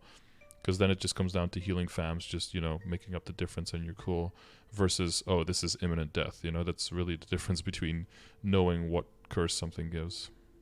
Yeah. And a B4 seems really easy to survive if you don't have to do damage. You just stand in the corner and... Yeah. The main thing, I wouldn't stand in the corner too much, because there's this thing that it shoots like a bunch of pellets. Maybe check my latest run. There's a bunch of things. Maybe I shouldn't do this on here because I don't know what the fuck is going to show up. A lot of Andrew Tate things. Yeah, that's all proving very interesting. For the latest clear, there's like one pattern where he shoots out a whole lot of balls. So typically you go into the black background, right? Which means you can tank all of the black stuff just goes through you. It doesn't do any damage, but all the white stuff does damage. But you do this so that you can still heal, right? So there's this pattern where there's a whole lot of... this wasn't too bad of one. But usually it's the circles, which is all like whatever. It's not really scary or anything. But there's also this one part where they shoot a lot of balls of the opposite color of you. It's still not this, but they come in like bunches. They call them like shotgun, basically, because it's like like this. So it's like 2, 4, 2, 4, 2, 4, 2, 4.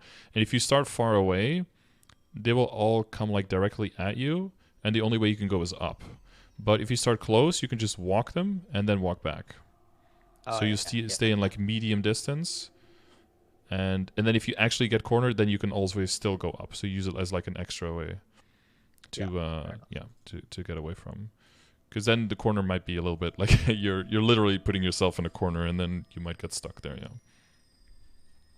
But yeah, other than that, you should be good. But yeah, make sure you lock all your nodes so that you don't accidentally extract them. It's always a huge pain in the ass when you have level 25s and you need to remake them. But yeah, you've got your decents at low level. That's good because auto buff, conversion overdrive will give you some more damage on burst when you level it.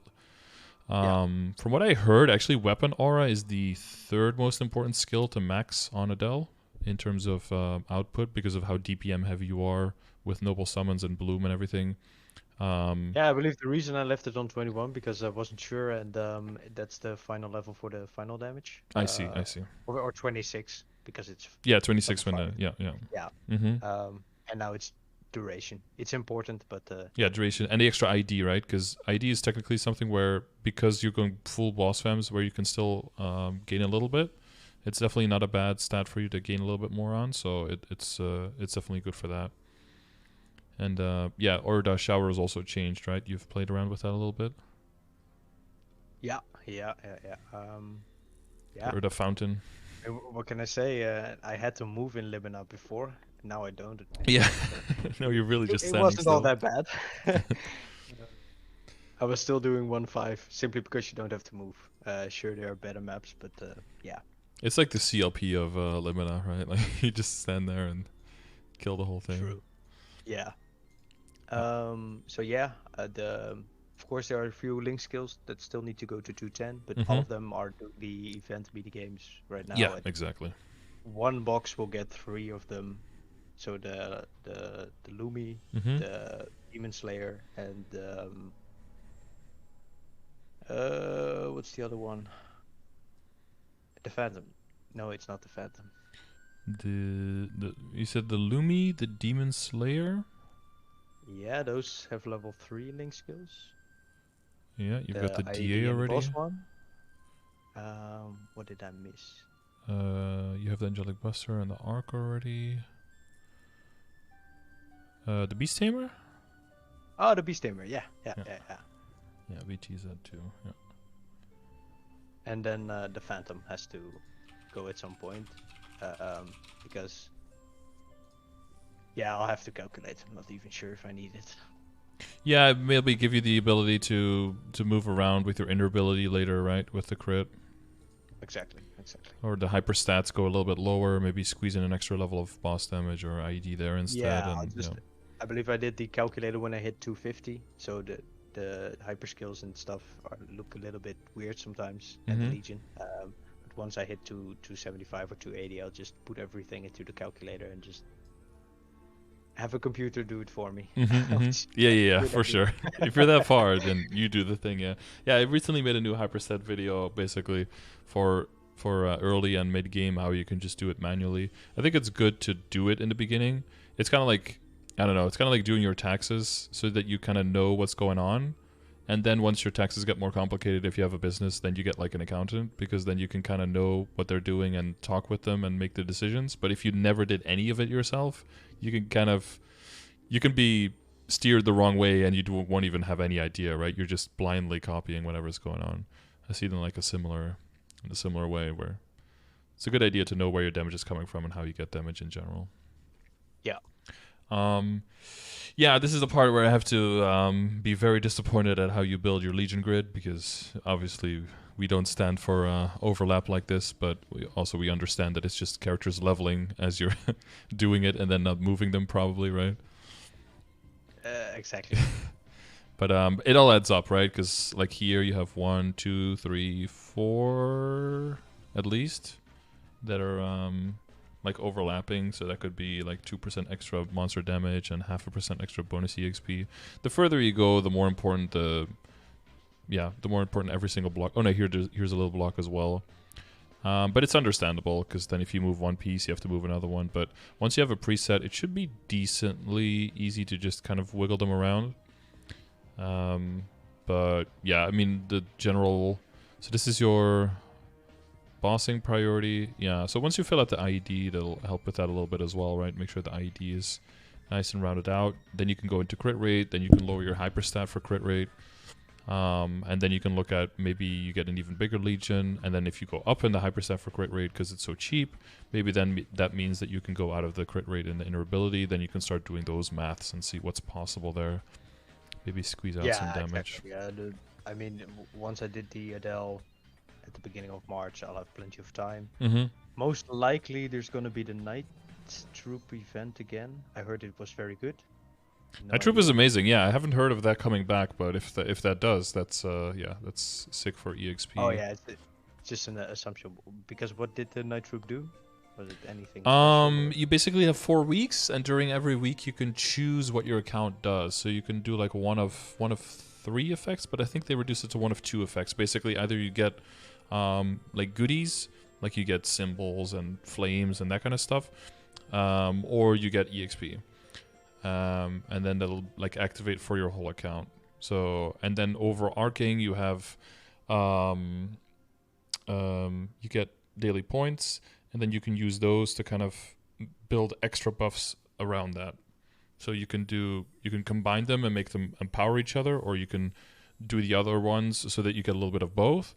And then with the points, depending on how many points you get, you also get a higher rank. And then the higher your rank goes, the stronger the effect of the first thing that you choose also gets.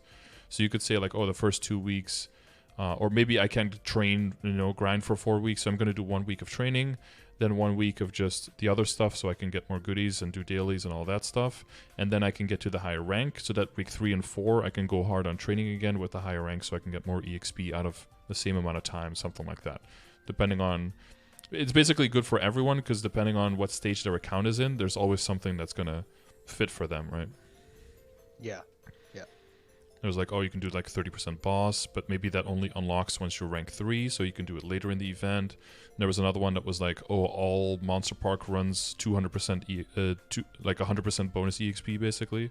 So like Monster Park became insanely good for leveling characters. So yeah, there was like a little bit of something for everyone. Very nice, very nice. And it's already like a nerfed version of the original event, which was the, was it Angelic Blessing, Ancestral Blessing? It was something like that. That first event was just insane. And they like toned it down and then toned it down again, and it's still really good. Very nice, very nice. And speaking of Starforce, the Savior is gonna... You can't boom anymore, right? From 215, and you can't lower the star as well. They're gonna make it more expensive, but that's probably a good thing.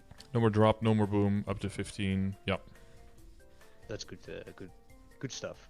Yeah, it should make quite a difference for Arcane, I think, mainly, and that's where everyone is really just spending most of their money. So it should be and just more streamlined and more straightforward. What I don't know though is I'll just have to ask someone. But like if you boom, I don't know if you just go down to 15 now, because that is something that I was hoping that they would implement at some point. Because like booming from 21 to 22 and getting a 12 star back is just really just a slap in the face when you're already down. So at least 15 makes it so. But I guess if it doesn't drop anymore, it's not that big of a deal whether you go down to 12 or 15, because it'll just be, it'll take way less time to get up to 15 anyway. Exactly, yeah. Now it's more like a time thing where you're just like stuck in, in 10-15 limbo when you're like, dude, I need to be tapping at 22, like, stop eating up my time. Yeah, for sure. Yeah, 12 to 15, it feels really bad. Yeah. Seems like we're done. Yeah, is there nothing that pops up? Because you got your backups here, went through the screenshots, we went to the familiars, you know what to do there. You're thinking about the dailies. Odium is coming out soon, right? So you're trying to get to Odium quickly as well, so you can do those dailies, and then you have 3 areas. Yay! More symbol dailies. Are you excited? You finally maxed on Arcane, and now you get to start all over again. Yeah, I never really minded the grind. So okay. It's fine. That's good. That's the correct answer. Otherwise, MapleStory And is not the in game for same you. year they're gonna double, so I'm going to be rewarded for quitting Yep. for a year. Otherwise, my symbol would have been so high it wouldn't even matter anymore. So Yeah, that's yeah, the other thing. Yeah, if you kept playing, then I think my hotel is gonna max like right around, maybe a little bit later on the arc. Maybe I'll have like a month or so of double the symbols. But now, but you know, if you were max, you would have your second character just coming up, right? So you'd just be happy on that character that you can get extra symbols on it. if I hadn't quit, I would be 300 by now. But yeah, Yeah, easily. problems. Yeah. Yeah. So I don't know about you, but I've never been at the like the final area when it's current. So when I reach Odium, I'm good. I'll just get to 280 because I'll assume that they'll keep releasing things 5 levels. Yeah. Yeah, that's what people are doing now, but except for 5 levels extra, so they'll try to get to like 280 in Hotel Arcus, then Odium comes out and then get to 285, so you're always like at least one area buffer. Because the bosses that come out will typically be at the high end level of the area, right? So if you're 5 levels ahead, then you'll also have more final damage on them. So it depends on how much you are trying to do those bosses, you know, quickly before they come out. But with how they're coming out now, you need so much arcane power that you're going to get those 5 levels anyway. By the time you get the arcane power up to even be able to commit damage to the boss. So it's not as important, but it helps you get away a little bit from that gold rush as well of people who are more in the lower level of the area, because they can just barely get into the area, right? Like, you're probably feeling this when you go into Cernium. There's a bunch of like low level 260s barely getting into Cernium, but they won't be at like the highest level Cernium areas where the arcane power, the sacred power is already a little bit higher, because you just can't kill properly there. Same thing with once you get into a hotel. Into a hotel, you can maybe kill the lower level ones, but you won't be able to go into like hound bots immediately. So that was the great thing about like my arc, for example. I was able to train at hound bots pretty quickly, and that was great because it's just all level 10 burns, like as far as the eye can see, because nobody could really train at them. Because like my DA right now is 120. Well, so I had 100 sacred power. You deal 5% of your final damage to the hound bots still, and once you get to 110, you deal 10%, and once you get to 120, you deal 20%. So it's like you're doubling your damage with every level, but you're still only dealing 20% of your damage. And it takes a while to get there. So within all that time, you can do all your levels, and then, you know, you can get out before all the plebs roll in, basically. That's the one benefit of being like kind of at the end of the content. Yeah.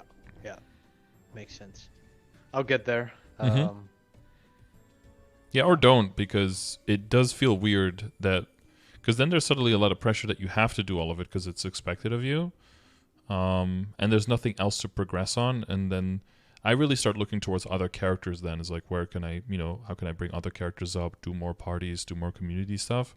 But a lot of people are like, well, why aren't you pushing your main character, you know, get even stronger, get, you know, do Saren and do Kalos and make sure that you are ready, and then future prepping for all the stuff coming out, and why aren't you like double priming all your accessories, you know, and why are you not full 22 yet? That's so weird. But well, maybe that's just more of a me thing because I'm streaming it and everything. But there will be some expectations as well once you're at a certain point that you are expected to do certain things. And, you know, if you already had a burnout, I don't want to, you know, try to make sure that doesn't happen again, right? Yeah. If it's some end game players decide that they want double or triple prime, that's fine. If you want to spend 300 bill per piece, that's up to you. But or 3 trill on the glove, that, right? that there's a boss, and then and that you the 3% on every piece. It's quite a lot, of course, but that's gonna make the difference. If you just survive for 60 minutes, most it's if you're trying to solo everything, I think. Most mainly. parties like hard will, hard lose it. They say you need 30k, and then but 30k clears it in 10 minutes or something. Yeah. What do you mean? Just survive, because it's Yeah. That's Black Mage as well. Like, if you see the numbers and you have the BAs, it's really just don't get kicked and you clear the boss. That's really all it is. Once you can make sure you don't get kicked and then just do some hits in between, then you clear the boss. But in the beginning, if you even get kicked like a few times, you get tilted, you're just spending your time walking back, you get scared, and then literally just only committing like 30% of your final damage. You can have like a craziest BA in the world, but if you get scared of the boss and you start over respecting it, then you're not committing your damage. I believe that's pretty much every boss. Like the first character in Maple that you do and you try bosses is the best one. Because you run into hard mag and you're like, what the fuck is this? and then you do Lomian and you're like, well, why are there so many things falling? But then you do Will and as soon as you do the harder one, then you go back, feel like nothing, like slow motion. It's like, oh, nothing's happening here. The exact same thing for Hard Lotus was always kind of like, oh, there's still a lot of stuff going on. And then I started doing Black Mage in like phase 3, and then I went back to Hard Lotus, and I was like, why is he? It was kind of like when Neo like comes back alive, right? Spoiler alert, I guess, if you haven't seen The Matrix. But like at the end of The Matrix 1, right? And he's like fighting Smith. And he's like looking around, and then he puts one hand behind his back, and he's like looking, and is like, why is everything so slow? Like he's not even trying, you know? That was literally what Hard Lotus was like after I started doing practice Black Mage, you know? Yeah, because I see a lot of, well, no, I'm on the EU server, so I don't see a lot of people, but there's quite a few noobs, and they do hard mag, and then after one try they say I'm really bad at bossing.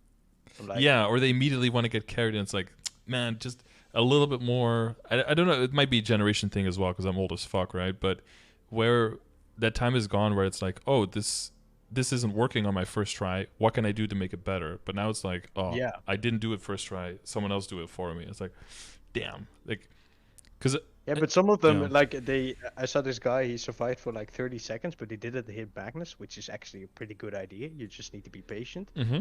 And he survived for 30 seconds, and he died. And he said, "Oh, I suck at bossing." And in my mind, it was like, this was your first try. You're a god. But yeah. I say that to people sometimes as well. Like, just go in, don't even try to hit, but just focus on dodging. Just look at the animations of the boss, see what that means and what happens, and just focus on jumping around and just staying alive. If you can do that, and you can stay alive for the whole duration, all you have to do then is start taking a little bit more risk and a little bit more risk and just start weaving in attacks. And eventually, you'll find that perfect sweet spot. Because the same thing with Vellum. Someone who does Vellum for the first time, and I don't know if you saw Maple Fest and how that was all set up. I don't know if you were keeping an eye on it, but they sponsored like a bunch of streamers who play other games to form teams of 2 with one coach of a person who played MapleStory. And then they had 3 teams, I think, and they would all go against each other to try to kill bosses with like pre-made characters that they got. And it wasn't until you get like people who actually play other games at a higher level and they actually know what they're doing with video games in general.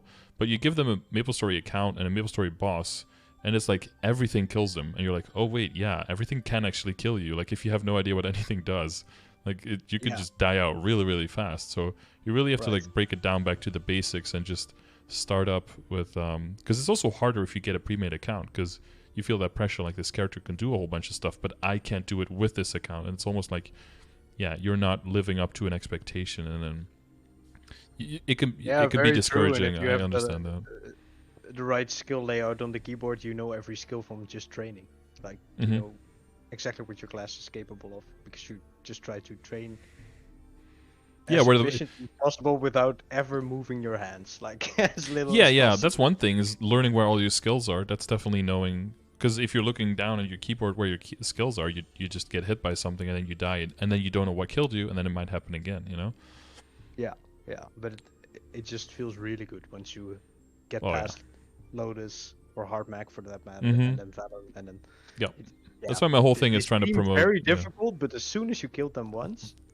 it just starts to slow down for some reason. It's like, oh, this is nothing. I just move to the left. You don't even jump anymore.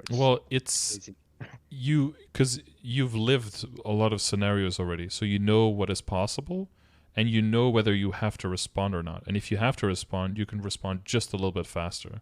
And a lot of bosses are built upon cascade of failure, where one thing goes, like, nothing is really that crazy about Vellum, but what happens is you get hit by one rock, and then he pops up and knocks you because you're stunned and you can't move, and then you pop into a tail and then you die to the tail, and you're like, I couldn't do anything. Well, yeah, you just couldn't get hit by the first rock. So once you get dodging rocks down, suddenly the whole boss becomes a completely different boss fight, right?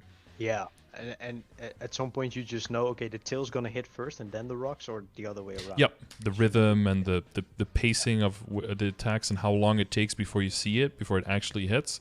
That's something you can only just get used to. And that's why you can read a whole bunch of guides and watch other people do it, but unless you get into the boss fight and you try and you just fail a few times, but you learn from the failure, that's when you can get a lot better. And sometimes people are, like you said, like they say they're bad or they're just too scared to fight the boss because they might lose their run. But I always say to them, like, the only run you truly lose is the one that you don't take. Because if you try a run and you go in and you fail, but you learn from that failure, then you get so much more value out of it than by not trying at all. So. Yeah, exactly. And yeah, it's like you said, it's different times. But when the biggest thing when we were young, probably, was the I internet remember a long time ago. The internet wasn't really a thing. You couldn't really look up games. Yeah, Or exactly. anything as easy. So I remember Monster Hunter was like a game I played when I was 7 because this older guy friend we knew told me, "You'll think this game is awesome," and he was right. But I didn't know anything. And if I look back at it now, I sucked so hard. You had these fights. Which You were should take 7. me Like, how can you be good at games? 5 minutes for me right now, and at that time it took me 50 minutes. And I got angry and angry, but then I would throw away my console, and then 5 minutes later I'd be at it again, like another 50 minutes. Yeah, but it was part of the process, like getting very angry and then being like, "Oh, you want to stop?" It's like, "No, I want to do it." But you're getting angry. But yeah, I know, but that doesn't mean I don't want to be able to do it. Yeah, and then you can go back. Yeah. But then it feels so much better when you eventually do get it. And that's the whole that's what I think is a major downside of like the thing of just like, oh, maybe trying once and then getting carried, is if that's your first experience, is just getting carried through it, you never know what the whole process is like, and you can never really go back to that, because why would you go back and make it harder for yourself when you already know how to do it more easily and just go with a friend and maybe get carried, or like have a duo and make it a lot easier? It doesn't make sense to go back. But if you start with the foundation of it being relatively slow and then make it faster later, it feels even better because then you still have room to speed it up for. Yeah. And the second thing is you have a group of people who played like that and a group of people who played by getting carried, and then you start having discussions between people on like how you should balance the game and how you should change certain things, but these people are communicating with each other, but they played a completely different game. Yeah. So what you are going to think is good about the game, what is bad about the game, or what needs to be made better, or what, you're going to have a completely different discussion because you're not even talking about the same thing. And that's a little, yeah, that could lead to a weird discussion. At least for me, like when I'm streaming, people are like, "Oh, this is bad, this should be changed." I'm like, "Oh, I think that's actually a really good part of the game." But then, yeah, people have very different experiences. There's actually a very high skill ceiling. So yeah. Yeah, you can get very far level-wise and like gear-wise in terms of how strong you are with having very, very bad mechanics and stuff. But there is a certain point where you're just completely locked out and then you can't get any further. Yeah. And no matter how good you get in EU or GMS in general, there's always probably 10,000 Koreans who are that much better than you. They're like on 8 ping and just, they're doing some stuff that you didn't even know was humanly possible, yeah. Yeah, it's crazy. But yeah, it's great. And the thing about getting angry and then beating something, and then it kind of feels like the South Park episode where now what do we do? When we play the game. The World of War, yeah, exactly. Like, just make sure you have some mana pots. Okay, fine, to play the game. Yeah, yeah, for real. They leveled on boars or something. I don't know the details. I never played WoW, but yeah, it's like staying on a Maple Grinding Island. On boars is probably pretty close to Maple. It's like the equivalent early of like you remember Islanders who never left Maple Island? Oh my god. They would have like one person go off Maple Island to make a guild and then invite them when they were on the island, and they would just never leave Maple Island. And I think the highest was like in level 60 or something. Just only killing I think pigs and mushrooms were like the highest level or something. Didn't make any sense. Oh, someone in chat said he was level 45 on island. Oh my god. Those people scared me. Well, yeah, you log in, you're like at level 3, and you meet like, level 45, you're like, wait, what? And then you're not sure if you're supposed to be proud of this guy or just scared and go. Or feel sorry for him, or be like very impressed, or be like, wait, sure. am I doing something horribly? Because that's the other thing as well, right? Someone tries one boss and they can't kill it, they're like, oh, maybe I'm doing something really bad, I'll just have someone else help me. And I feel like that's exacerbated by the level of the gear. Because in a lot of games, what level you are, what level your gear is, what level the boss is, it doesn't really matter. Like, if you have access to something, it's because you should be able to do it, right? And if you have gear that you can't wear yet, you just get a little bit stronger, and then you can equip it. But for MapleStory, there's so many requirements, and it's like, okay, CRA is like you have to clear 5 times normal, and then you can go into hard. You can go in at level 180, but the boss could be like level 190. But you have to be like level 210, but the equips are level 150. And you're like, what the fuck? Like, for a new person coming in, it doesn't make any fucking sense, right? It's all over the place. So they're like, okay, I'm level 200, and this equip is level 150, and I can't kill this boss, so I must be like horribly behind, so someone has to carry me, because I'm so far behind, I need to catch up, right? But then you're just constantly trying to catch up. But that's because you're trying to imply logic onto a lot of things in Maple, and just a lot of things just don't have any fucking logic to it. So you have to kind of let that go. It seems very complex, and yes, there are a lot of systems, but once you get the hang of it and try to use it for a little bit, it gets better. Mm-hmm. But yeah, if you haven't played an MMO before, it's daunting for sure. And I think if you have played other MMOs before as well, it could be some stuff can make no sense whatsoever because it's very different from some other MMOs. Yes. It's that, what was it? It's the level thing, and the other thing is the equips. Like if you look at your equip window, especially in the beginning, there's a whole bunch of empty slots. And I noticed, we talked about this, there's a lot of people who played World of Warcraft. They really tried to finish up all the slots. Like a lot of people are trying to find trade boost potions to level up their charm so they can equip the pocket item slot like as soon as possible. It's such a waste of your trade boost potion. Like you want to level your insight for your late game and your end game, so you can get more reduced elemental resistance. Like that's where you want to use your trade boost potion. Yeah, but it seems weird. But I play WoW as well on a fairly competitive level. I mean, it's not that much different from Maple, but you have to understand the game. Like in WoW, you have to do everything correctly, which right now means basically just read a lot of guides and you're fine. It's the same for Maple, and a lot of systems in WoW are exactly the same in Maple. But the problem is in WoW, it's easier to understand because it's more logical. However, you see a lot of people, they just fuck it up. All you have to do is read a guide. What do you need to do? This is what you do. You don't think about it. We calculated it for you. This is what you do.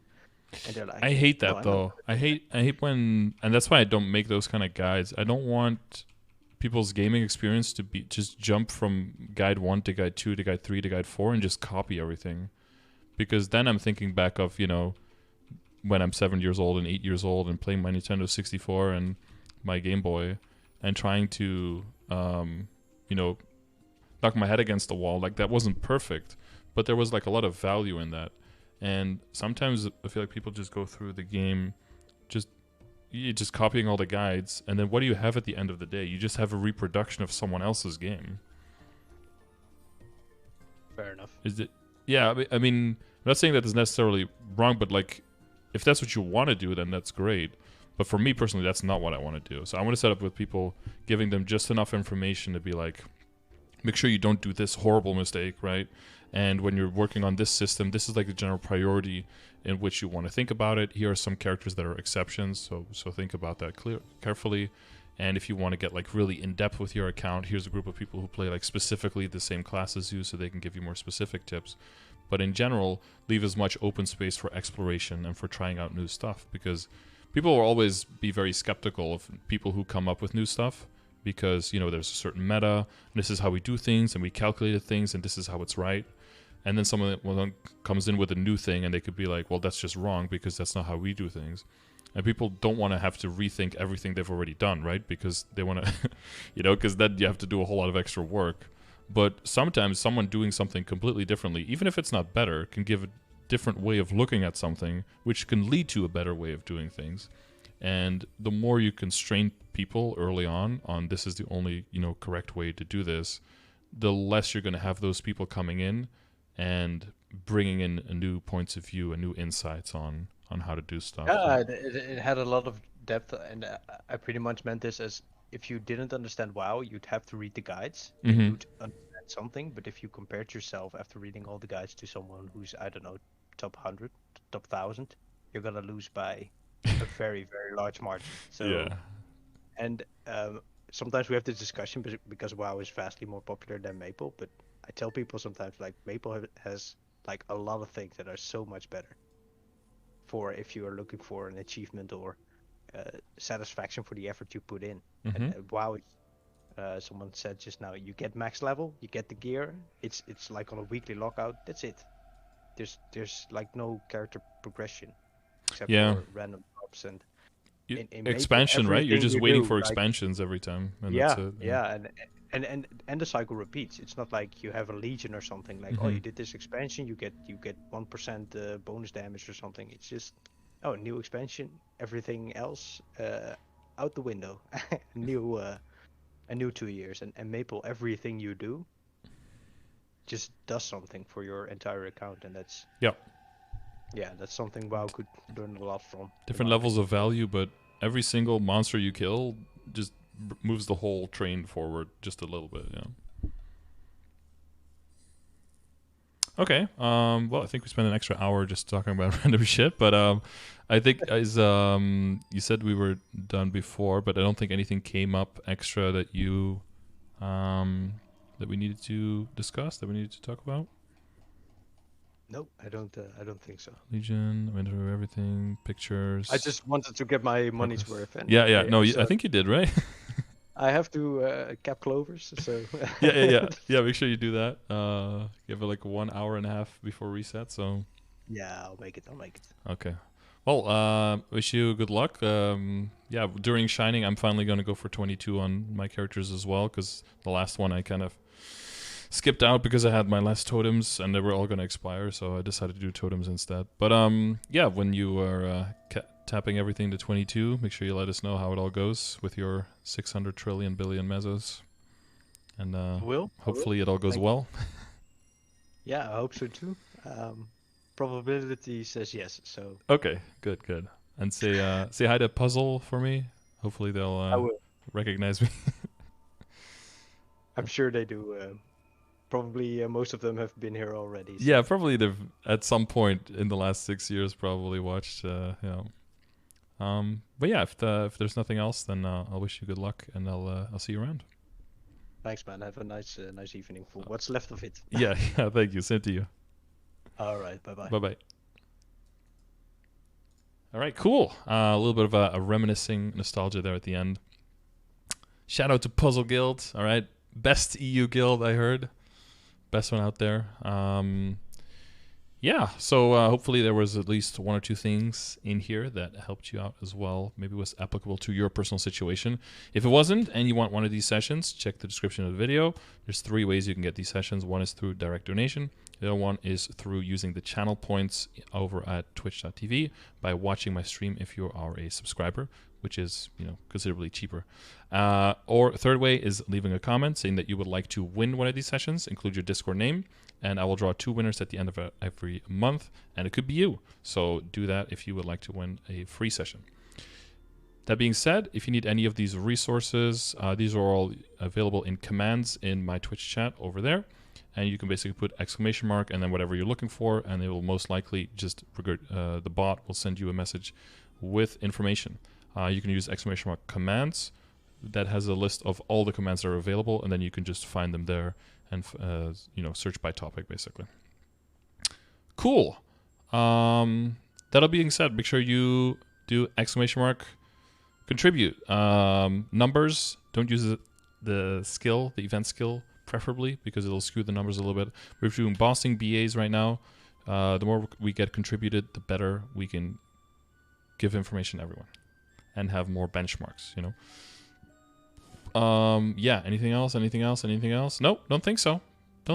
So just thank you for watching, and I'll see you either in the next video or I'll see you live on my stream. I stream every day, and you can be in the chat over there, and you can be one of the people just saying random shit during these sessions if you're wondering what's going on over there. Right, thanks for watching, and I'll see you. Bye.